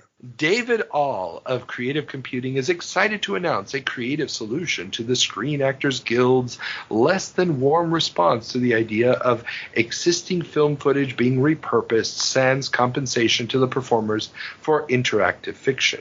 New Media Graphics Corporation in Cambridge, Massachusetts is offering companies the opportunity to purchase 5 minutes worth of footage, or 9,000 frames, on a shared video disc for just $500. This would get said companies 5 copies of the disc, with additional copies costing just $25 each. If sold in conjunction with some floppies containing the game program and the add-on hardware, this might just work. ... Exactly. Okay, so for everybody who hasn't been following last few 40-year jumps, we've been talking about how Creative Computing Magazine created the first FMV game by using a special add-on piece of hardware that connected a Laserdisc player to an Apple II, and then they wrote a program that allowed you to jump around to different scenes on a very specific movie and connected those with a text adventure. So you would see the text on the screen, you would type in a command, and then it would play a little segment of the movie, and then you'd be back in the text adventure and make another decision, then it would play another segment from the movie, and so on and so forth. So David All, the publisher of Creative Computing, as we've also mentioned previously, seems to be quite irate at the idea that nobody thinks that this is a good idea. The Screen Actors Guild is, was like, you can't just repurpose a movie. You can't just say these people got paid to make a movie and now suddenly we're going to use it for interactive fiction, put it in different orders, maybe change the context of it. The actors have, rights to choose, what they want to be in, and so on and so forth. And if you're going to have a secondary use, you have to compensate them for that. And he's just like, they're just not thinking of the future, and they should, they should see this as an opportunity and not be so stuck up and blah, blah, blah. But in each issue since that initial one, he keeps trying to find new ways to try to rationalize that this will still work. But sorry. It was only 5 minutes of footage, so what can you really do with that? Well, their entire game ran off of less than 5 minutes. So they used very, very short snippets of the movie because they had to take them out of context. They weren't doing long conversations from the film and so forth. So in theory, it was basically like the plot of the game was you're trying to find this bomb that a terrorist placed in a theme park, and you're trying to find it on time. So they would just have these tiny little snippets like you arrive in the city and there's an airplane landing. And then it's like, you feel hungry. Should you go in the restaurant? So there's this quick, not even a second of footage of this restaurant, because it's just, the establishing shot of the restaurant. It doesn't get into the conversations that are happening that are part of the plot of the movie. So you played this game in 7 minutes of heaven, right? In heaven, yeah. I did. I believe Mads did, yeah. And he actually finished I've seen the it. game. Yeah, and so this game. They managed to pull off this game with less than the 9,000 frames that this company is offering. But the real problem here is Laserdisc costs so much to produce at this point. So the idea that you would pay $500, and we're talking 1982 money, so multiply that by at least 4, if not 5, for modern. For one disc. No. For 9,000 frames of this disc.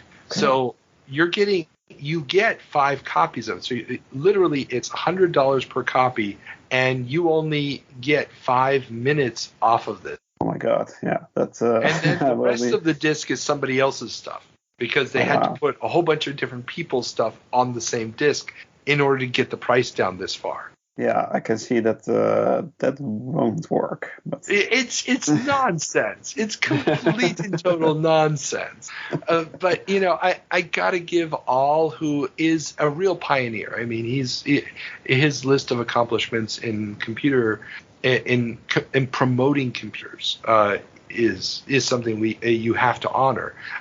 He's desperately trying to figure out a way to make this work, and it's just not going to work. Not with this technology. But it works in arcade. I think they did something with laser discs. We will be talking relatively soon about a little thing called Dragon's Lair. It's coming. That, and there were also like Asteroid or kind of basic shooter games. There's a whole bunch of those. There's a whole with like bunch a laser of disc background images. And, yeah, but the problem is an arcade cabinet costs thousands. Yeah, but then it's reasonable maybe to Well, we will also talk about how often those machines broke down. So the reasonableness of it is entirely. Okay, we'll see. Next story then. We've got a little bit more time for that. But yeah, it's coming. Okay. The Zork Users Group announced. It may not be the first ad for it, but the first ad I noticed. But the Zork users group in Milwaukee has an ad offering Zork games, maps, hint booklets, posters, a hint service, and more. So tell me more about Zork, because I know it's like a text adventure, but that's all I know. Okay, Zork is the text adventure that launches a little company called Infocom, which is basically the name in text adventures.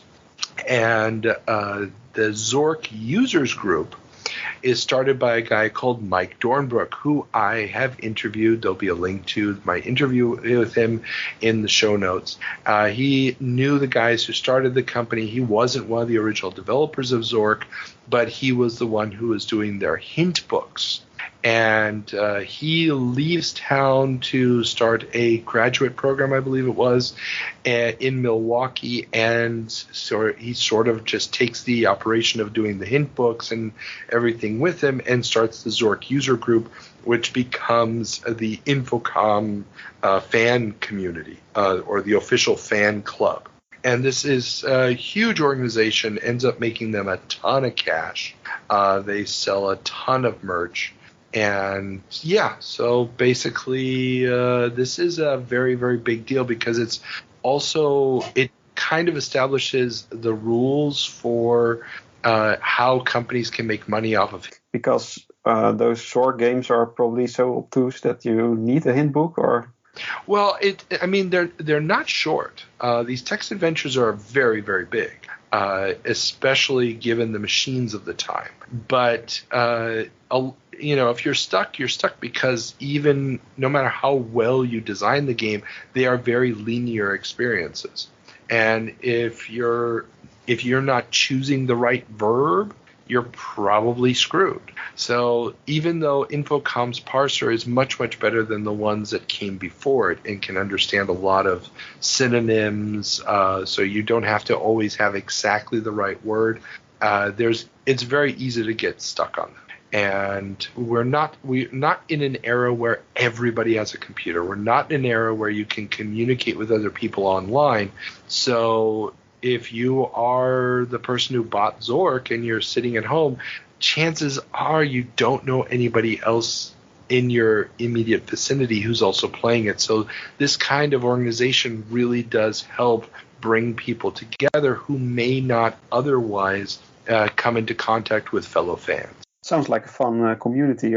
Oh yeah, definitely. I mean, it's you figure stuff out together, and I mean, I don't know what it was like for you as a kid, but I remember spending long nights at sleepovers trying to figure out things like puzzles in Monkey Island, and with friends. So that's basically what this type of thing is meant to foster. Yeah, we had a Nintendo hotline. Yeah, because like the text adventures, like also point and click adventures, I was too young, I think, because English isn't my native language, and everything is in English. Nothing gets translated in the Netherlands. Dutch. So I played those games later on and with internet if I needed to. So but of course you get stuck in stuff like Legend of Zelda or something, or Secret of Mana games, Super Nintendo games, or Link's Awakening. Stuff like that, you get a lot of stuck, and you could call the Dutch Nintendo hotline. Oh wow, they had it. They had one. Yeah. Nice. But I can't remember, and I think even the Sega one, but I'm not sure because Sega wasn't that big. But I heard it was also a thing. But Ethan can correct me. Yeah, unfortunately, I never racked up any costs on a phone line back in the day for that kind of stuff. But the good old days of hunting through old magazines trying to find the walkthrough for game X or Y. Oh, pain in the ass. Okay, that brings us to the end of our time trip. That was our last story for the day. Something uplifting. Yeah, this was a short episode. So, we only have one task left. You have to choose the word of the episode. I think I'll go with crashing. crashing. I like it. It is coming. It is coming, and computers back then were prone to it. So definitely get it. Okay. Real quick, where can people find you online? Where you got stuff? The best thing to do is just go to any social platform and type in my nickname. That's Wido. That's W-I-A-E.